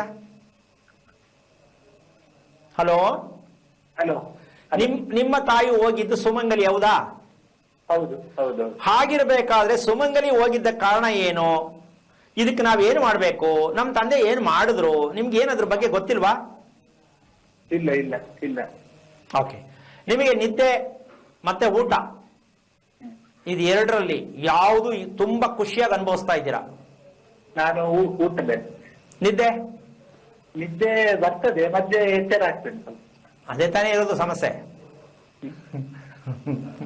ಎಚ್ಚರ ಆದಾಗ ಯೋಚನೆ ಮಾಡ್ಬೇಕು, ಎದ್ದೋಗಕ್ಕೆಲ್ಲ ಮಲಗಿರ್ತಾರೆ ಅಲ್ವಾ? ಬೆಡ್ಡಲ್ಲೇ ಮಲ್ಕೊಂಡು ಯೋಚನೆ ಮಾಡ್ಬೇಕು, ಇದು ಯಾಕೆ ನಿದ್ದೆ ಬರ್ತಾ ಇಲ್ಲ? ನಿದ್ದೆ ಬರಲ್ಲ. ಯಾಕೆ ಬೆಳಿಗ್ಗೆ 4 ಹೇಳ್ತೇವೆ. ಅಲ್ಲ, 7 ಸರಿ ಪೂರ್ತಿ ನಿದ್ದೆ ಆಗಿರಲ್ಲ, ಎದ್ದು ಬಿಟ್ಟೇನು ಪ್ರಯೋಜನ? ಈ ಕೆಲವರು ಒಂದು ಅಭ್ಯಾಸ ಇಟ್ಕೊಂಡಿದ್ದಾರೆ, ಬೆಳಿಗ್ಗೆ ಎದ್ದು ಬಿಟ್ರೆ ಒಳ್ಳೇದಾಗತ್ತೆ ಅಂತ ತಿಳ್ಕೊಂಡಿರ್ತಾರಲ್ಲ. ನಿದ್ದೆ ಪೂರ್ಣವಾಗಾದ್ಮೇಲೆ ಬೆಳಿಗ್ಗೆ ಬೇಗ ಎದ್ರೆ ಒಳ್ಳೇದು. 12 ಗಂಟೆಗೆ ಮಲ್ಕೊಂಡು, ಅಂದ್ರೆ ನಿದ್ದೆ ಬರೋ ಸಮಯ 12 ಆಗಿರುತ್ತೆ ಅಂತ ಇಟ್ಕೊಳ್ಳೋಣ. 4 ಗಂಟೆಗೆ ಎದ್ದು ಬಿಡ್ತೀನಿ, ಎಷ್ಟು ಗಂಟೆ ಆಯ್ತು? 3 ಗಂಟೆ ಆಯ್ತು. ಹುಚ್ಚುಚ್ಚಾಡ್ದಂಗೆ ಆಡ್ಬೇಕಾಯ್ತದೆ. 3 ಗಂಟೆ ನಿದ್ದೆ ಸಾಕಾ? ಇವ್ರು ಏನು ಅಂದ್ರೆ ಬೆಳಿಗ್ಗೆ ಬೇಗ ಎದ್ರೆ, ಉದಾಹರಣೆ ಹೇಳ್ತೀನಿ, ಎಲ್ಲರೂ ಬೆಳಿಗ್ಗೆ ಹೇಳಿ ಅಂತ, ಈ ಕಾನ್ಸೆಪ್ಟ್ ತಗೊಂಡು ನಿದ್ದೆ ಬರ್ಲಿ ಬರದೇ ಇರ್ಲಿ ಧಡಕ್ ಅಂತ 4 ಗಂಟೆಗೆ ಎದ್ದು ಕುತ್ಕೊಂಡ್ಬಿಟ್ರೆ ಅವ್ರನ್ನ ಮಾತಾಡ್ಸಿದ್ರೆ ಅಷ್ಟೇ ಮೇಲೆ ಬೀಳ್ತಾರೆ. ಅಂದ್ರೆ ಒಳ್ಳೇದ್ರಲ್ಲಿ ಎಷ್ಟು ಕೆಟ್ಟದ್ದಿದೆ ಪೂರ್ಣವಾಗಿ ತಿಳ್ಕೊಳ್ಳದೆ ಇದ್ರೆ ಅನುಭವಿಸ್ಬೇಕಾಗತ್ತೆ. 52 ವಯಸ್ಸಾದಾಗ ಇವತ್ತು ಈ ಸಮಸ್ಯೆಯನ್ನ ಇವ್ರ ಮಗಳು ಅನುಭವಿಸ್ತಾ ಇದ್ದಾಳೆ ಅಂತ ಇಲ್ಲಿವರೆಗೂ ಇವ್ರಿಗೆ ಗೊತ್ತಾಗಿಲ್ಲ. ಶತಭಿಷ ನಕ್ಷತ್ರದ ಹುಡುಗಿಗೆ ಈ ಅಪ್ಪನಲ್ಲಿ ಏನ್ ಸಮಸ್ಯೆ ಇದೆಯೋ ಆ ಮಗುವಿನಲ್ಲಿ ಆ ಸಮಸ್ಯೆ ಇದೆ ಅಂತ ಅಪ್ಪನ ಇನ್ನುವರೆಗೂ ಗೊತ್ತಾಗಿಲ್ಲ. 52 ಆಯ್ತು. ಯಾಕೆ ಅಂದ್ರೆ ಜಾತಕ ಕುಂಡ್ಲಿ ಬರ್ಸಿರ್ಬಹುದೇನೋ, ಮಗು ನಿದ್ದೆ ಎಷ್ಟು ಚೆನ್ನಾಗಿ ಮಾಡುತ್ತೆ ಅಂತ ಯಾವ ಅಪ್ಪ ಅಮ್ಮ ಕೇಳಬೇಕಾದ ನಿಜವಾದ ಉತ್ತರ ಯಾವುದು ಅಂದ್ರೆ, ನನ್ನ ಮಗು ನಿದ್ದೆ ಚೆನ್ನಾಗಿ ಮಾಡ್ತಾ ಇದೀಯಾ, ಮಾಡಲಿದೀಯಾ ಅಂತ ಕೇಳ್ಬಿಟ್ರೆ ಅಪ್ಪ ಅಮ್ಮ ಅವರಂತ ಅದೃಷ್ಟವಂತ ಮಕ್ಕಳು ಪ್ರಪಂಚದಲ್ಲಿ ಇನ್ಯಾರು ಇಲ್ಲ. ಯಾವ ತಂದೆ ತಾಯಿ ನಿದ್ದೆ ಬಗ್ಗೆ ಕೇಳ್ತಾರೆ? ಈ ಕಿತ್ತೋಗಿರೋ ಎಜುಕೇಶನ್ ಗೊತ್ತಿರಲ್ವಲ್ಲ ಗುರುಗಳೇ. ಮಗು ನಿದ್ದೆ ಮಾಡಿದ ಮೇಲೆ ಮಗು ಶಕ್ತಿವಂತಳಿರ್ತಾಳೆ, ಆರೋಗ್ಯವಂತಳಿರ್ತಾಳೆ, ಜ್ಞಾನವಂತೆ ಆಗ್ತಾಳೆ, ಗೊತ್ತಿಲ್ವಲ್ಲ? ಇದಿಷ್ಟು ಎಜುಕೇಶನ್ ಸಿಗುತ್ತೆ ಅಂತ ಅಪ್ಲಿಕೇಶನ್ ಹಾಕಿರ್ತಾರೆ ಇವರು. ಓದಿಸಿದ್ರೆ ಬುದ್ಧಿವಂತರಾಗ್ತಾರೆ. ಯಾವ ಬುದ್ಧಿವಂತರು ಅಂತ ಅವ್ರನ್ನೇ ಕೇಳ್ಬೇಕು. ದಾರಿ ತಪ್ಪುವ ಬುದ್ಧಿವಂತರು, ಅದ್ರಲ್ಲಿ ಬುದ್ಧಿವಂತರು ಯಾರನ್ನ ಆರಿಸ್ಕೋಬೇಕು ಮದುವೆ ಮಾಡ್ಕೊಳಕ್ಕೆ, ಮನೆಗೆ ಹೆಂಗ್ ಕಿರಿಕ್ ಮಾಡಬೇಕು, ಮನೆಗೆ ಹೆಂಗೆ ಚಾಕ್ಲೇಟ್ ಕೊಡ್ಬೇಕು ಅಂದ್ರೆ ಮಿಸ್ ಮಾಡೋದು, ಹೆಸರಿಗೆ ಮಕ್ಕಳು ಎಲ್ಲ ತದ್ವಿರುದ್ವೆ. ಇದೆಲ್ಲವೂ ಕೂಡ ನಡೆಯೋದಕ್ಕೆ ಕಾರಣವಾಗಿರುತ್ತೆ ನಿದ್ದೆಯಿಂದ ಅಂತ ತಂದೆ ತಾಯಿಗೆ ಯಾವುದೇ ಕಾರಣಕ್ಕೂ ಗೊತ್ತಿಲ್ಲ. ಕುಂಡಲಿ ಜಾತಕದಲ್ಲಿ ಮಗುವಿನ ನಿದ್ದೆ ಬಗ್ಗೆ ತಿಳ್ಕೋಬೇಕು ಅಂತ ನಮ್ಮ ಭಾರತ ದೇಶದ ಇತಿಹಾಸದಲ್ಲಿ ಇಲ್ಲಿವರೆಗೂ ಯಾರು ಹೇಳಿಲ್ಲ, ಗೊತ್ತಿಲ್ಲ, ಬರ್ದಿಲ್ಲ. ನಿಜಕ್ಕೂ ಹೌದು ಗುರುಗಳೇ. ಪೂರ್ಣ ಆಯಸ್ಸು ಮಗುಗೆ 80 ಅಂತ ಬರ್ದಿರ್ತಾರೆ, 20ಕ್ಕೆ ಡಮಾರ್. ಇಲ್ಲಿ ಬೈತಾರೆ, ಕುಂಡ್ಲಿ ತೆಗೆದು ನೋಡಿದ್ರು 80 ವರ್ಷ ಬರೆದ್ರು 20ಕ್ಕೆ ಹೋಯ್ತು, ಏಯ್ ಬೆಂಕಿಗೆ ಹಾಕೋ ಅದನ್ನ, ಇನ್ಯಾರು ನಂಬೇಡಿ ಕಣ್ರು, ಸುಳ್ಳು ಕಣೋ, ಜ್ಯೋತಿಷ ಸುಳ್ಳು, ಹೇಳೋರು ಸುಳ್ಳು, ಕುಂಡ್ಲಿ ಸುಳ್ಳು. ನೋಡಿ ಎಲ್ಲಾ ಪ್ರಪಂಚಕ್ಕೆ ಪೂರ್ತಿ ಹಂಚ್ಬಿಡ್ತಾರೆ ಇವರು. ಅಲ್ಲಿ ತಪ್ಪಾಗಿದ್ದು ಯಾವ್ದು ಅಂತ ತಿಳ್ಕೊಳ್ಳಿಲ್ಲ. ಇದು ನಮ್ಮ ದೇಶದ ಇತಿಹಾಸ. ಯಾರೋ ಒಬ್ರು ಏನ್ ಹೇಳೋದು ಅದನ್ನ ಹಿಡ್ಕೊಂಡು ಹೋಗ್ತಾ ಇರೋದಷ್ಟೇ. ಸರಿ ತಪ್ಪು ಯೋಚನೆ ಮಾಡೋ ಪ್ರಜ್ಞೆ ಇಲ್ಲ. ನಿಮ್ಗೆ ಇಷ್ಟು ತಿಳ್ಕೊಂಡಿ ಅಂತ ಖುಷಿ ಆಯ್ತಾ, ಬೇಜಾರಾಯ್ತಾ? ಬೇಜಾರಾಗ್ಲಿಲ್ಲ. ಈಗ ನೀವು ಮಾಡ್ಬೇಕಾದ ಕೆಲಸ ಏನ್ ಗೊತ್ತಾ? ನಿಮ್ಮ ತಾಯಿಗೆ ಮೊದಲು ಯಾವತ್ತು ಊಟ ಹಾಕ್ತಿರೋ ನಿಮ್ಮ ಶ್ರೀಮತಿಯವರ ಕೈಲಲ್ಲಿ ಎಷ್ಟು ಚೆನ್ನಾಗಿರುತ್ತೆ, ನಿಮ್ಮ ಮನೆ ಎಷ್ಟು ಬದಲಾವಣೆ ಆಗುತ್ತೆ ಅಂತ ಸ್ವಲ್ಪ ಗಮನಿಸ್ಕೊಳ್ಳಿ. ಒಳ್ಳೆ ನಿದ್ದೆ ಮಾಡ್ತೀರಾ ನೀವು. ಫಸ್ಟ್ ಇವತ್ತು ಶುಕ್ರವಾರ ನಿಮ್ಮ ಶ್ರೀಮತಿಯವ್ರಿಗೆ ಹೇಳಿ, ನಿಮ್ಮಮ್ಮನ ನೆನೆಸಿ ತಿರುಪತಿ ಶ್ರೀನಿವಾಸರಿಗೆ ಒಂದು ಹಳದಿ ಬಟ್ಟೆ ಸಂಕಲ್ಪ ಮಾಡಿ ಕಟ್ಟಿ, ನಮಗೆ ದಯವಿಟ್ಟು ಇದಕ್ಕೊಂದು ದಾರಿ ಮಾಡ್ಕೊಳ್ಳೋ ಪ್ರಾರ್ಥನೆ ಮಾಡ್ಕೊಳ್ಳೋ ಕೇಳಿ, ನೀವು ಇಬ್ರು ಗಂಡ ಹೆಂಡತಿ ಸೇರಿ ಅದಕ್ಕೆ ನಮಸ್ಕಾರ ಮಾಡಿ. ಒಳ್ಳೆ ನಿದ್ದೆನಲ್ಲಿ ಇವತ್ತು ಎಷ್ಟು ಚೆನ್ನಾಗಿ ಗೊತ್ತಾಗುತ್ತೆ. ನಾಳೆ ಬೆಳಗ್ಗೆ ನೀವು ಬೇಕಾದ್ರೆ ಜ್ಞಾಪಿಸ್ಕೋತೀರಾ. ಇದನ್ನ ಫಸ್ಟ್ ಮಾಡಿ. ಎಷ್ಟು ನಿಮಗೆ ಕ್ವಾಲಿಟಿ ಬರುತ್ತೆ ಗೊತ್ತಾಗತ್ತೆ. ಆಮೇಲೆ ಮುಂದೆ ಮಾತಾಡೋಣ. ಒಳ್ಳೇದಾಗ್ಲಿ. ಕರೆ ಮಾಡಿದ್ದಕ್ಕಾಗಿ ಧನ್ಯವಾದಗಳು ಸರ್. ಗುರುಗಳೇ, ಮತ್ತೊಬ್ರು ಕಾಲರ್ ಇದ್ದಾರೆ. ಹಲೋ ಹಲೋ ಮೇಡಮ್, ನಮಸ್ಕಾರ ಮೇಡಮ್. ನಮಸ್ತೆ ಅಮ್ಮ, ನಿಮ್ಮ ಹೆಸರು? ನಮ್ಮ ಹೆಸರು ಕಮಲಮ್ಮ ಅಂತ ಹೇಳ್ಬಿಟ್ಟು ನಾವು ಹಿರಿಯೂರಿಂದ ಮಾಡ್ತಾ ಇದೀವಿ. ನಮ್ಮ ಮಗಳ ಬಗ್ಗೆ ಕೇಳ್ಬೇಕಿತ್ತು. ಅವ್ರದ್ದು ಲಗ್ನ ತಿಥಿ ನಕ್ಷತ್ರ ತಿಳಿಸಿ. ಮೀನರಾಶಿ, ಉತ್ತರ ಭಾದ್ರ ನಕ್ಷತ್ರ, ಪಂಚಮಿ ತಿಥಿ. ಗುರುಗಳಿದ್ದಾರೆ, ಮಾತಾಡಿ. ಹಲೋ. ಹರಿ ಓಂ ಗುರೂಜಿ. ನಾರಾಯಣ. ನಿಮ್ಮ ಮಗಳ ಮಗ ಸ್ವಾಮಿ. ಎಷ್ಟು ವಯಸ್ಸು? ಅವನಿಗಾಗ್ಲೇ 47-48 ವರ್ಷ. ಏನಾಗ್ಬೇಕಿತ್ತು? ಏನು ಅಂದ್ರೆ ಅವ್ನು ಹುಟ್ಟಿದಾಗ್ಲಿಂದಲೂ ಒಂದು ದಿನಕ್ಕೂ ನೆಮ್ಮದಿನೇ ಸಿಕ್ಕಿಲ್ಲ ಅವನಿಗೆ. ಮದುವೆ ಮಾಡಿದ್ರಾ? ಮದುವೆ ಮಗ ಇದ್ದಾನೆ, ಸ್ವಲ್ಪ ಸಣ್ಣವನಿನ್ನ. ಅವನಿಗೆ 13 ವರ್ಷದ ಮಗ ಇದ್ದಾನೆ ಈಗ. ಏನ್ ಮಾಡ್ತಾನೆ ನಿಮ್ಮ ಮಗ? ನಮ್ಮ ಮಗ ಏನ್ ಮಾಡಿದ್ರು ಕೈ ಹತ್ತಾ ಇಲ್ಲ. ಬಿಸ್ನೆಸ್ ಮಾಡ್ತಾನೆ, ಅದು ಮಾಡ್ತಾನೆ, ಇದು ಮಾಡ್ತಾನೆ, ಯಾವ್ದು ಅಲ್ಲ, ಅವನು ನಿಮ್ ಮನೇಲಿ ಇದಾನಲ್ಲ, ಅಷ್ಟಕ್ಕೆ ಖುಷಿ ಪಡಿ. ಅವ್ನ ಕಾಲಕ್ಕೆ ಬಿದ್ದು ನಮಸ್ಕಾರ ಮಾಡಿ ಫಸ್ಟ್. ಯಾರಿಗ್ ಸ್ವಾಮಿ? ನಿಮ್ ಮಗನ್ಗೆ. ಯಾಕೆ ಇದ್ಯಾಕ್ ನಗ್ತಾರಲ್ಲಪ್ಪ? ನಿಮ್ ಮಗ ನಿಮ್ ಮನೇಲಿ ಇದಾನಲ್ಲ, ಸೇಫ್ ಆಗಿ ಅವ್ನು ನಮಸ್ಕಾರ ಮಾಡಿ ಎಂದೆ. ಯಾಕೆ ಅಂತ ಕೇಳಿಲ್ಲ. ಸಾಲ ಮಾಡ್ಬೇಕಾ? ಅಕಸ್ಮಾತ್ ಯಾರಿಗಾರು ಹೋಗಿ ಮೋಸ ಆಗ್ಬೇಕಾ ಅಂದ್ರೆ ಅಟ್ಯಾಕ್, ಹೆಣ್ಣಿನ ಕೈಗೆ ಸಿಕ್ಕಾಕೋಬೇಕಾ? ಸುಮ್ನೆ ಹಂಗಂತ ಲೋ ಮಾಡಕ್ ಹೋಗ್ತಾನೆ ಅಂತಲ್ಲ. ಯಾರೋ ಒಬ್ರು ಕಾಕೊಂಡಿರ್ತಾರೆ ಕ್ಯಾಚ್ ಹಾಕಕ್ಕೆ. ಏನ್ ಕ್ಯಾಚ್ ಹಾಕೋದು? ಯಾಕೆ ಕ್ಯಾಚ್ ಹಾಕ್ಬೇಕು ಅಂದ್ರೆ ತೊಂದರೆ ಕೊಡ್ಬೇಕು, ದಾರಿ ತಪ್ಪಿಸ್ಬೇಕು, ಕುಟುಂಬದಲ್ಲಿ ನೆಮ್ಮದಿ ಹಾಳಾಗ್ಬೇಕು. ಅದಕ್ಕೆ ಬೇರೆ ರೂಪದಲ್ಲಿ ಒಂದು ಹೆಣ್ಣು ಇವ್ರ ಮನೆನ ಕಾಡಿಸ್ತಾ ಇರತಕ್ಕಂತಹ ಒಂದು ಪ್ರತಿರೂಪನೆ ಉತ್ತರಾಭಾದ್ರ ನಕ್ಷತ್ರ. ಈ ನಕ್ಷತ್ರಕ್ಕೆ ಅಧಿಪತಿ ಶನೇಶ್ವರ ಸ್ವಾಮಿ. ಇವ್ರು ಎಲ್ಲಿ ಇರ್ತಾರೆ? ಪೂರ್ಣವಾಗಿ ದ್ವಂದ್ವ. ಇಡೀ ಕುಟುಂಬ, ಇಡೀ ವಂಶ, ಇವ್ರು ಏನೇನು ಮಾಡದೇ ಇರೋ ಜನ. ಇವರು ಏನೇನು ಗೊತ್ತಿಲ್ಲ ಇವ್ರಿಗೆ. ಕತ್ತಲ್ಲಿ ಹೋಗುವಂತ ಜನ ಇವರು. ಬೆಳಕಲ್ಲಿ ಹೋಗಲ್ಲ ಇವರು. ಮಲಗಿರ್ತಾರೆ ಬೆಳಕಲ್ಲಿ. ಕತ್ತಲ್ಲಿ ಜರ್ನಿ ಮಾಡ್ತಾರೆ ಇವರು. ಏನ್ ಮಾಡೋದು? ನಮ್ಮ ಮನೆಗೆ ಏನ್ ಮಾಡೋದು? ನಮ್ಮ ಮನೆ ಯಾಕೆ ಸರಿ ಹೋಗ್ತಾವಲ್ಲ, ಯಾಕೆ ನನ್ನ ಮಗ ಯಾಕೆ ಹಿಂಗೆ, ನನ್ನ ಸೊಸೆ ಯಾಕೆ ಹಿಂಗೆ, ಬರೀ ಈ ಸ್ಟೋರಿಲೇ ಜೀವನ ಕಳೀತಾ ಇದ್ದಾರೆ ಹೊರತು ಎಂತ ಮೊಂಡಿ ಜನ ಅಂತ ಲೆಕ್ಕ ಹಾಕೊಳ್ಳಮ್ಮ. ಒಂದು ಮಗು ಹುಟ್ಟಿದ್ರೆ ಇಡೀ ವಂಶವನ್ನ ಜಾಲಾಡುವಂತ ನಕ್ಷತ್ರದಲ್ಲಿದೆ ಅಂತ ಸತ್ಯ ನಮ್ ಜನಕ್ಕಿನ್ನೂ ಅರ್ಥ ಆಗಿಲ್ಲ. ಅವನು ಮದುವೆ ಬೇರೆ ಮಾಡಿದ್ರು. ಏನ್ ಅವನ ಹೊಟ್ಟೆಯಲ್ಲಿ ಹುಟ್ಟಿರೋ ಮಗ ಭಗವಂತನ ಪ್ರೀತಿ. ಜೀವನದಲ್ಲಿ ಏನು ಕೈ ಹಿಡಿಯಲ್ಲ ಅಂತಾರೆ. ಕೈ ಹಿಡಿಯೋದು ಬೇಡ, ಅವ್ನ ಮನೇಲಿದ್ದಾನ ಅಂತ ಹೇಳಿದ್ ಇದೇ ಉದ್ದೇಶಕ್ಕೆ. ಸಾಲ ಮಾಡಿ ಓಡೋಗ್ಬಿಡ್ಬೇಕು ತಡ್ಕೊಳ್ಳಾರ್ದೆ, ಇಲ್ಲ ಪ್ರಪಂಚ ಬಿಟ್ಟೆ ಹೋಗ್ಬಿಡ್ಬೇಕು ಬೇಜಾರಾಗಿ. ಯಾವ್ದ್ರಲ್ಲೂ ತೃಪ್ತಿ ಇರಲ್ಲ ಕಣಮ್ಮ. ಹೆಂಗ ಬದುಕೋದ ಹುಡುಗ? ಅಪ್ಪ ಅಮ್ಮ ಅನ್ಸ್ಕೊಂಡು ಏನ್ ಮಾಡಿದಾರೆ ಇವರು? ಈಗ ಕೇಳಿದ್ರೆ ನಿಮ್ ತರ ಯಾರು ಹೇಳಿಲ್ಲ ಅಂತ ನನಗೆ ತಿರ್ಗಿಸಿ ಹೇಳ್ತಾರೆ. ಅಮ್ಮ ನಿಮ್ಗೆ ಅರ್ಥ ಆಯ್ತಾ? ಬೇಜಾರಾಯ್ತಾ? ಅರ್ಥ ಆಯ್ತು ಸ್ವಾಮಿ. ಅದಕ್ಕೆ ನಮ್ಮ ಯಜಮಾನ್ರು ಬೇರೆ ಹೋಗ್ಬಿಟ್ರು. ಅವ್ರ ಜೀವನದಲ್ಲಿ ಒಂದು ದಿನಕ್ಕೂ ನೆಮ್ಮದಿನೇ ಕಾಣ್ಲಿಲ್ಲ. ನಾನು ಒಂದ್ ನಿಮಿಷ, ಇಷ್ಟೊತ್ತಂಕ ಏನ್ ಹೇಳಿದೆ ನಾನು? ಅದೇ ಕರೆಕ್ಟ್ ಸ್ವಾಮಿ. ಯಾಕೆ ಮಾಡ್ಲಿ? ಯಾಕೆ ತಿಳ್ಕೊಳ್ಳಿಲ್ಲ ನೀವು ಹೇಳಿ? ಆ ಹುಡುಗನ ಮೇಲೆ ತಪ್ಪು ದಯವಿಟ್ಟು ಹಾಕೋಬೇಡಿ. ಮೊದಲು ನಿಮ್ಮ ಮನೆಯಲ್ಲಿ ನೀವೆಷ್ಟು ಸುಖ ಪಟ್ರಿ ಮಗ ಹುಟ್ಟದ ಮೇಲೆ, ನೀವು ಮದುವೆ ಮಾಡ್ಕೊಂಡ್ಮೇಲೆ ಎಷ್ಟು ಸುಖ ಪಟ್ರಿ, ಈಗ ಎಷ್ಟು ಸುಖ ಪಡ್ತಾ ಇದೆ, ದಯವಿಟ್ಟು ನೋಡ್ಕೊಳ್ಳಿ. ನೀವು ನಮ್ ಜೀವನದಲ್ಲೇ ಸುಖ ಇಲ್ಲ ನಮ್ಗೆ. ಹಾಗಿದ್ದ ಮೇಲೆ ನೀವು ಯಾರು ಮೋಸ ಮಾಡಿದ್ರಿ? ಯಾಕೆ ಈ ತರ ಆಯ್ತು ಅಂತ ಯಾಕೆ ನೀವು ಯೋಚನೆ ಮಾಡ್ಲಿಲ್ಲ? ನಮ್ದು ಯಾರು ಹಿಂದೆ ಮುಂದೆ ಏನು ಯೋಚನೆ ಮಾಡೋಂಥವ್ರು ಯಾರು? ಅಲ್ಲಪ್ಪ, ದಾರಿ ತಪ್ಪಿದೆ ಅಂತ ಗೊತ್ತಾಗ್ಲಿಲ್ವಾ ನಿಮ್ಗೆ? ನಮ್ಮ ಕುಟುಂಬ ಎಲ್ಲೋ ತಪ್ಪಾಗಿದೆ ಅಂತ ಗೊತ್ತಾಗ್ಲಿಲ್ವಾ? ದಾರಿ ತಪ್ಪಿದೆ ಅಂತ ಗೊತ್ತಿದೆ. ನಮ್ ಜೀವನ ಮಾಡೋದೇ ಕಷ್ಟ ಆಗಿತ್ತು ಸ್ವಾಮಿ. ಅದಕ್ಕಾಗಿ ಮಕ್ಕಳು ಏನೇನೋ ಒಂದ್ ನಿಮಿಷ, ನೀವು ಏನೇ ಕಾರಣ ತಿಳ್ಕೊಳ್ಳಿ. ಬಸ್ ಹತ್ತದೆ ಆಕ್ಸಿಡೆಂಟ್ ಆಯ್ತು, ಟೈಮ್ ಚೆನ್ನಾಗಿಲ್ಲ ಅನ್ನೋದು ಮುಖ್ಯ ಅಲ್ಲ. ನಾವ್ ಅದೇ ಅನ್ಕೊಳ್ಳೋದು. ಬಸ್ ಹತ್ತು ಟೈಮ್ ಚೆನ್ನಾಗಿಲ್ಲ, ನನ್ನ ಮನೆಯಿಂದ ಹೊರಟೆ ಟೈಮ್ ಚೆನ್ನಾಗಿಲ್ಲ ಅಂತ ಶಾಸ್ತ್ರ ಕೇಳೋ ಜನ ನಾವು. ಅದೆಲ್ಲ ಮುಖ್ಯ. ಇದಾಗಬೇಕಿತ್ತು, ಬಂದೆ ತಗಲಾಕೊಂಡಿದೀನಿ, ತಲೆ ಹೊಡ್ಕೊಂಡಿದೀನಿ, ಕಣ್ಣು ಹೊಡ್ಕೊಂಡಿದೀನಿ, ಹಲ್ಲು ಹೊಡ್ಕೊಂಡಿದೀನಿ, ಕೈ ಕಾಲು ಹೋಗಿದೆ ಅಂತ ಅನ್ಕೋಬೇಕು. ಯಾಕೆನೆ ಅಂತ ತಿಳ್ಕೊಂಡಿಲ್ಲ. ನಾವು ಬಲಗಡೆ ಇದ್ರೆ ಒಳ್ಳೇದು, ಈಶಾನ್ಯಕ್ಕೆ ಹೋದ್ರೆ ಒಳ್ಳೇದು, ಹಿಂಗ ಅನ್ಕೊಂಡು ಏನು ಆಗ್ತಾ ಇಲ್ಲ ಅಂದರೆ ಅದು ತಪ್ಪು ಅಂತ ಪ್ರಶ್ನೆ ಅಲ್ಲ. ನೀವೇನ್ ತಿಳಿಬೇಕು ಅದು ತಿಳಿದೆ. ವಾಸ್ತು ಪ್ರಕಾರ ಮನೆ ಉಪಯೋಗ ಇಲ್ಲ, ದಿನಾ ಪೂಜೆ ಮಾಡ್ತೀನಿ ಉಪಯೋಗ ಇಲ್ಲ, ಮಂತ್ರ ಹೇಳ್ತಾನೆ ಇರ್ತೀನಿ ಉಪಯೋಗ ಇಲ್ಲ, ಪಾಕೆಟ್ ಕ್ಯಾಲೆಂಡರ್ ಜೇಬಲ್ಲೇ ಇಟ್ಕೊಂಡಿರ್ತೀನಿ ಉಪಯೋಗ ಇಲ್ಲ, ದೇವ್ರ ಹತ್ರ ಕೇಳದೆ ನಾನು ಏನು ಮಾಡಲ್ಲ ಉಪಯೋಗ ಇಲ್ಲ. ಹಂಗೇ ಜೀವನ ಒಂದಿನ ಸತ್ತೋಗ್ಬಿಡ್ತಾರೆ. ಅಂದ್ರೆ ಇದು ಮಾಡಿದ್ರೆ ಸರಿಯಾ, ಅದು ಮಾಡಿದ್ರೆ ಸರಿಯಾ ಅನ್ಕೊಂಡೇ ಜೀವನದಲ್ಲಿ ಹೋಗ್ತಾರೆ ಹೊರತು ನಾನೇನ್ ಮಾಡ್ಬೇಕಿತ್ತು, ಏನ್ ತಿಳಿಬೇಕಿತ್ತು ಅಂತ ಗೊತ್ತಾಗಿಲ್ಲ. ಅಮ್ಮ, ಈಗ ನೀವು ಯೋಚನೆ ಮಾಡೋದನ್ನ ಬಿಟ್ಟು ನಮ್ಗೆ ಇವತ್ತು ಶುಕ್ರವಾರ ಕರೆ ಸಿಕ್ಕಿದೆ, ನಮ್ಮ ಮಗನಿಂದ ನಮ್ಮ ಕುಟುಂಬಕ್ಕೆ ಪೂರ್ಣವಾಗಿ ಸರಿ ಮಾಡ್ಕೋಬೇಕು ಅನ್ನೋ ಆಸಕ್ತಿ ಇದ್ರೆ, ನಿಮ್ ಮಗ ಇದೆಲ್ಲ ನಂಬ್ತಾನ? ನಿಮ್ ಮಗ ನಂಬ್ತಾನ ಇದೆಲ್ಲ? ನಮ್ ತಾನು ಇವತ್ತು ಎಲ್ಲ ಸುಬ್ರಹ್ಮಣ್ಯಕ್ಕೆ ಹೋಗಿದಂತ ಅಮ್ಮ ನೀವು ಸುಬ್ರಹ್ಮಣ್ಯಕ್ಕೆ, ಈಗ ಅದನ್ನೇ ಹೇಳಿದೆ, ಸುಬ್ರಹ್ಮಣ್ಯಕ್ಕೆ ಹೋಗಿ ಅಲ್ಲೇ ಮಲ್ಕೊಂಡ್ರು ಏನು ಉಪಯೋಗ ಇಲ್ಲ, ತಿರುಪತಿಗೆ ಹೋಗಿ ಬಂದ್ರು ಉಪಯೋಗ ಇಲ್ಲ, ಧರ್ಮಸ್ಥಳಕ್ಕೆ ಹೋಗಿ ಬಂದ್ರು ಉಪಯೋಗ ಇಲ್ಲ. ಏನಪ್ಪಾ ಅಂದ್ರೆ ಮನಃಶಾಂತಿ ಸಿಕ್ಕತ್ತೆ ಹೋಗ್ ಬಂದೆ ಅಂತ. ಬಂದು ಮಾರನೆಗೇನೆ ಯೋಚನೆ, ಯೋಗಂತೂ ಬಂದೇವ್ ನೆಮ್ಮದಿಯಾಗಿದ್ದೆ, ಯಾವ್ದು ಬಂತು ಈಗ ರಾಮಾಯಣ ಏನ್ ಮಾಡ್ಲಿ ಅಂತ, ಇನ್ನೆಲ್ಲಿಗೆ ಹೋಗ್ಲಿ ಅಂತ ಯೋಚನೆ ಮಾಡ್ತಾನೆ. ಹಿಂಗೆ ಮಾಟ ಮಂತ್ರ ಮಾಡಿರ್ಬೋದಾ, ಅಲ್ಲಿಗ್ ದುಡ್ಡು ಮಾಡ್ಸಿರ್ಬಹುದಾ, ಅಲ್ಲಿಗ್ ದುಡ್ಡು ಏನಾದ್ರು ಹಿಡ್ಕೊಂಡಿರ್ಬೋದಾ ಮನೆ ಒಳಗಡೆ, ಅಲ್ಲಿಗ್ ದುಡ್ಡು. ಹಿಂಗೆ ಇವನ್ ಕಡೆ ಈ ಸಾಲದಲ್ಲಿ ಇದೊಂದು ಮರಿ ಸಾಲ.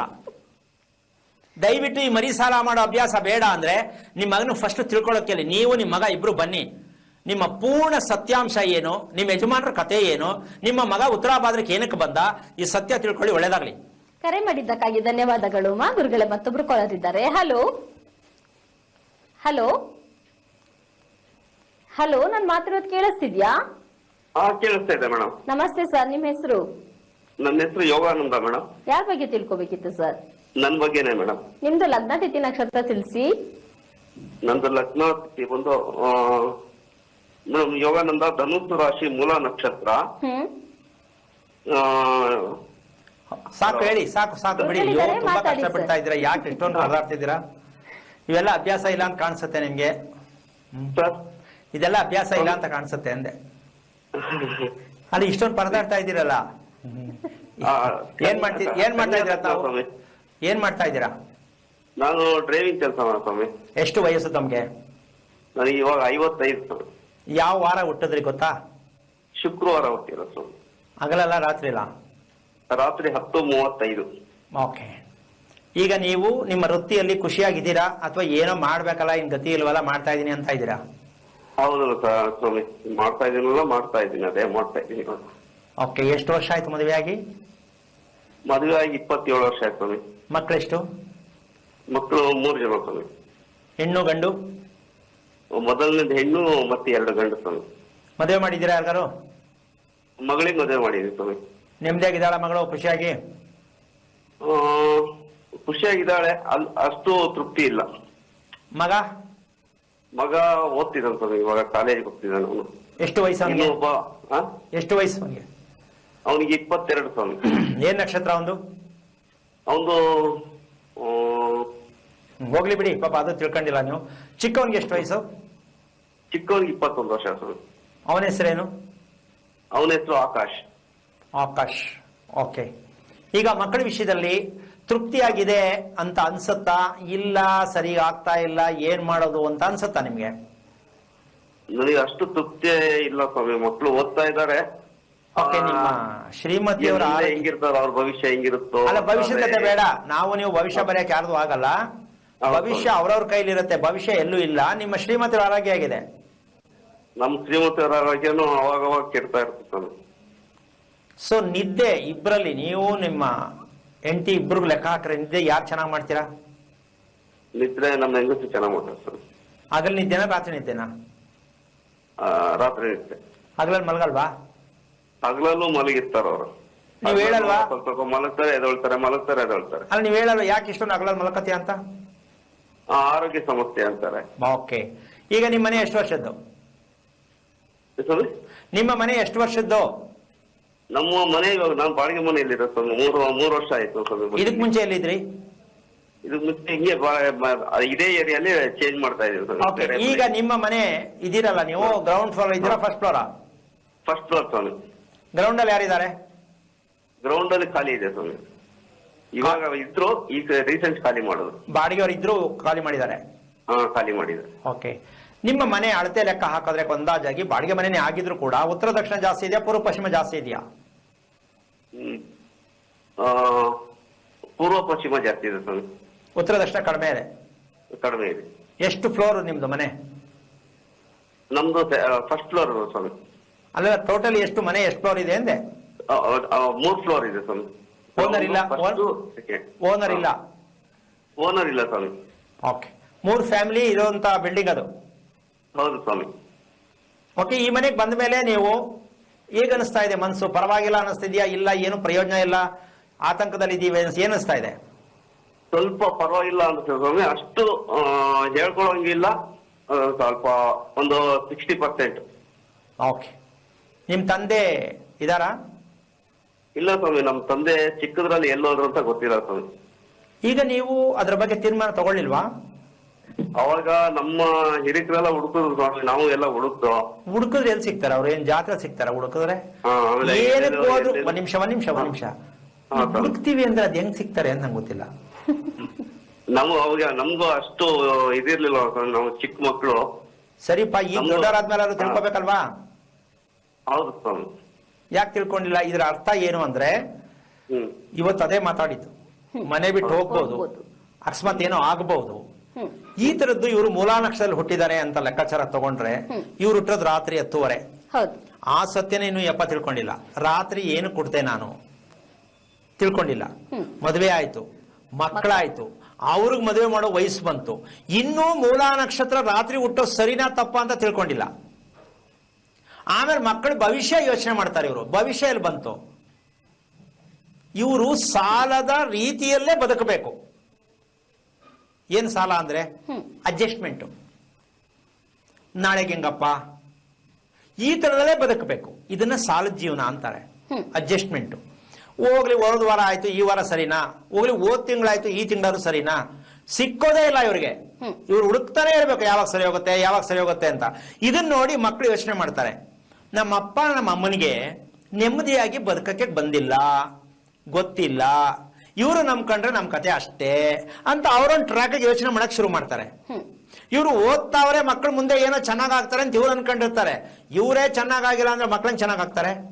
ಆಗ್ತಾರಾ? ಸಾಧ್ಯನೇ ಇಲ್ಲ ಗುರುಗಳೇ. ಹಾಗಂತ ಎದುರ್ಕೊಳ್ಳೋದು ಯೋಚನೆ ಮಾಡೋದಲ್ಲ. ಕಾರಣ ಏನು ಅಂತ ತಿಳ್ಕೋಬೇಕು. ನಿಮ್ಗೆ ಅರ್ಥ ಆಯ್ತಾ? ಬೇಜಾರಾಯ್ತಾ?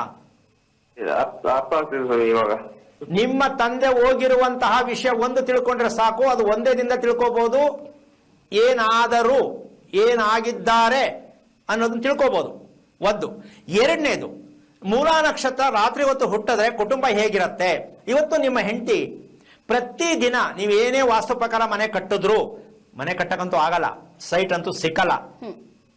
ಇವ್ರು ಸೈಟ್ ತಗೊಂಡ್ರೆ ಉತ್ತನೇ ಬರೋದು.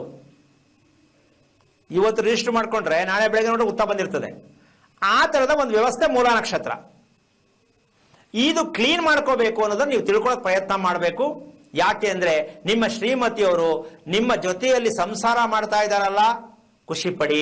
ಯಾಕೆ ಅಂದ್ರೆ, ನೀವು ಸಿಂಗಲ್ ಲೈನಲ್ಲಿ ಹೋಗ್ಬೇಕಿತ್ತು, ಅಕಸ್ಮಾತ್ ಆಗಿ ಏನೋ ಕಷ್ಟನೋ ಸುಖನೋ ನಿಮ್ಮ ಹೆಂಡತಿ ಹೆಂಗೋ ಎಳ್ಕೊಂಡು ಹೋಗ್ತಾ ಇದ್ದಾರೆ.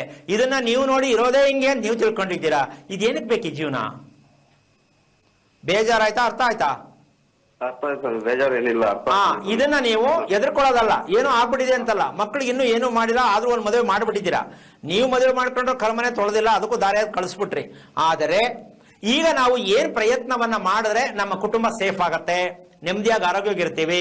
ಆಸ್ತಿ ಮಾಡಿದ್ರೆ ಪರವಾಗಿಲ್ಲ, ನೆಮ್ಮದಿ ಅಂತೂ ಬೇಕು, ಆರೋಗ್ಯ ಬೇಕು ಅನ್ನೋದಾದ್ರೆ, ಮೊದಲು ನೀವು ಹುಟ್ಟಿದಂತಹ ದಿನಾಂಕದ ಪೂರ್ಣ ರಹಸ್ಯವನ್ನ ತಿಳ್ಕೊಳ್ಳಿ.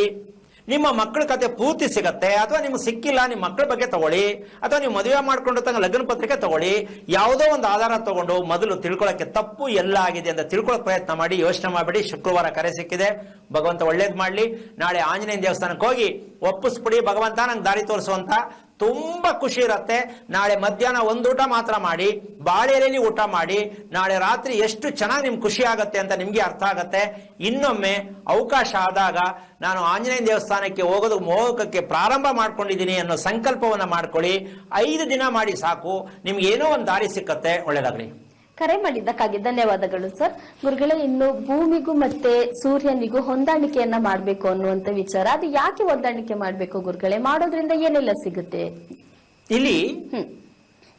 ಯಾಕೆ ಹೊಂದಾಣಿಕೆ ಮಾಡಬೇಕು ಅಂತಕ್ಕಂತಹ ಒಂದು ಲೆಕ್ಕಾಚಾರಕ್ಕೆ ನಾನು ಅವಾಗ್ಲೇ ಹೇಳಿದೆ, ಮುಖಕ್ಕೆ ಕಣ್ಣು ಭಗವಂತ ಎಲ್ಲಿ ಕೊಡ್ಬೇಕು ಅಲ್ಲೇ ಕೊಟ್ಟಿದ್ದಾರೆ. ಹೌದು ಅಲ್ವಾ? ಈಗ ಇಲ್ಲಿ ವಿಷಯ ಯಾರೇ ಆಗ್ಲಿ ಬೇಕಾದ್ರೆ ನಾಳೆಯಿಂದ ಗಮನಿಸಬಹುದು ವೀಕ್ಷಕರಿಗೆ. ಬೆಳಿಗ್ಗೆ ಸೂರ್ಯೋದಯಕ್ಕೆ ಎದ್ದು ನಿಮ್ಮ ಮನೆ ಮುಂದೆ ನಿಂತ್ಕೊಂಡು, ಸೂರ್ಯ ಉದಯ ಟೈಮಲ್ಲಿ ನಿಮ್ ಮನೆ ಹತ್ರ ದಯವಿಟ್ಟು ಗಮನಿಸಿ. ಕಿಟಕಿ ಮೇಲೆ ಬೀಳುತ್ತಾ, ಬಾಗಲ್ ಮೇಲೆ ಬೀಳುತ್ತಾ, ಸೈಡ್ ಗೋಡೆ ಮೇಲೆ ಬೀಳುತ್ತಾ, ಅಡಿಗೆ ಮನೆ ಕಡೆ ಬೀಳುತ್ತಾ, ದಯವಿಟ್ಟು ಇದನ್ನ ಗಮನಿಸ್ಬೇಕು. ಆ ಬೆಳಕು ಯಾವ್ದ್ರ ಮೇಲೆ ಬೀಳುತ್ತೆ ಅದನ್ನ ವಿಚಾರ ಹೇಳಿದ್ರೆ ಆ ಮನೆ ಹಣೆ ಬರ ಪೂರ್ತಿ ಗೊತ್ತಾಗ್ಬಿಡುತ್ತೆ. ಆ ಮನೆ ಹಣೆ ಬರ ಪೂರ್ತಿ ಗೊತ್ತಾಗ್ಬಿಡುತ್ತೆ. ಅನಾರೋಗ್ಯನ, ಶ್ರೀಮಂತಿಯರಿದ್ದಾರಾ, ಅಭಿವೃದ್ಧಿಯಲ್ಲಿ ಇದ್ದಾರಾ, ಅಂದ್ರೆ ತೀರಾ ಏನು ಗೊತ್ತಾಗದೆ ಬದುಕ್ತಾ ಇದ್ದಾರಾ, ಬದುಕಿದ್ರು ಹೆಂಗಸರು ಹೆಂಗಿದ್ದಾರೆ, ಗಂಡಸರು ಹೆಂಗಿದ್ದಾರೆ, ಮಕ್ಕಳು ಹೆಂಗಿದ್ದಾರೆ, ದೊಡ್ಡವ್ರು ಹೆಂಗಿದ್ದಾರೆ, ಮದುವೆಗಳು ಆಗ್ತಾ ಇದೆಯಾ ಆಗಿಲ್ವಾ, ಆದ್ರೂನು ಮನೇಲಿ ಇದೆಯಾ ಹೊರಗಿದೆಯಾ, ಇಷ್ಟೆಲ್ಲಾ ವಿಚಾರ ಒಂದು ಬೆಳಕು ಮನೆಯ ಮೇಲೆ ಸೂರ್ಯನ ಯಾವ ಕಿರಣ ಭಾಗದಲ್ಲಿ ನಿಮ್ಮ ಮನೆಯ ಮೇಲೆ ಯಾವ ಭಾಗಕ್ಕೆ ಬೀಳುತ್ತೆ ಅಂತ ಕರೆಕ್ಟ್ ಆಗಿ ನೀವು ಲೆಕ್ಕಾಚಾರ ಹಾಕಿ ಹೇಳೋದೇ ಆದ್ರೆ ನಾನು ಎಲ್ಲಿಂದ ಎಲ್ಲಿವರೆಗೂ ಬೇಕಾದ್ರೆ ನಾನು ಹೇಳ್ಕೊಡ್ತೀನಿ ಮನೆಯ ಒಳಗಡೆ ಏನ್ ನಡೀತಾ ಇದೆ ಅಂತ. ಭಗವಂತನಿಗೆ ಮನೆ ಒಳಗಡೆ ಕರ್ಕೊಳ್ಳೋದು ಗೊತ್ತಿಲ್ಲ ಅಮ್ಮ. ನಾವು ದೇವ್ರ ಮನೆ ಮಾಡ್ತೀವಿ, ಮೂರ್ಖರು, ಹೌದು. ಶತಮೂರ್ಖರು. ನಾವು ದೇವ್ರ ಮನೆ ಕಟ್ಟಿಸ್ತೀವಿ, ನಮಗದೆಲ್ಲ ಮುಖ್ಯ. ನಮ್ಮ ಮನೆಗೆ ಆ ಸೂರ್ಯನ ಕಿರಣ, ನಾವು ಅನ್ನ ತಿಂತಾ ಇದೀವಿ ಸೂರ್ಯನಿಂದ, ಹೌದು. ಪ್ರತಿ ಒಂದು ನಮ್ಮ ಪ್ರಪಂಚಕ್ಕೆ ಬೆಳಕು ಸೂರ್ಯನಿಂದ. ಹೌದು. ಆ ಸೂರ್ಯನಿಗೆ ನಾವು ಅವಕಾಶ ಕೊಡದೆ ನಾನು ಅಲ್ಲಿಗೆ ಹೋಗ್ತೀನಿ, ಚೌಡೇಶ್ವರಿ ಮಾಡ್ತೀನಿ, ಗಣಪತಿ ಮಾಡ್ತೀನಿ, ಆಂಜನೇಯನ್ ಮಾಡ್ತೀನಿ ಅಂತ ಊರ್ ತುಂಬಾ ಇರೋದೆಲ್ಲ ತಂದು ಎಕ್ಸಿಬಿಷನ್ ತರ ಇಟ್ಕೊಂಡು ಮನೆ ಒಳಗಡೆ ಫೋಟೋಗಳೆಲ್ಲ ಇಟ್ಕೊಂಡು ಎಲ್ಲದಕ್ಕೂ ವರ್ಷದು ಗಂಧ ಹಚ್ಚೋದು, ವರ್ಷದು ನಾಮ ಇಕ್ಕೋದು, ವರ್ಷದು ಆಯುಧ ಪೂಜೆಗಳಂತೂ ಬೀರುಗೂ ಮಾಡ್ಬಿಡ್ತಾರೆ, ಟಿವಿಗೂ ಹಚ್ಚಿಬಿಡ್ತಾರೆ ನಾಮನ ಗಂಧನ. ಏನ್ ನಮ್ ಜನ ಈ ಮಟ್ಟಕ್ಕೆ ಹುಚ್ಚಿಡ್ಕೊಂಡ್ಬಿಡ್ತಲ್ಲ ಅಂತ ಅನ್ಕೋತೀನಿ ನಾನು. ಮನೆ ಒಳಗಡೆ ಭಗವಂತನನ್ನ ನೀವು ಕಟ್ಟಿರೋ ಮನೆ ದೇವ್ರು ಕೊಟ್ಟಿದ್ದಲ್ಲ, ಭೂಮಿ ಭಗವಂತ.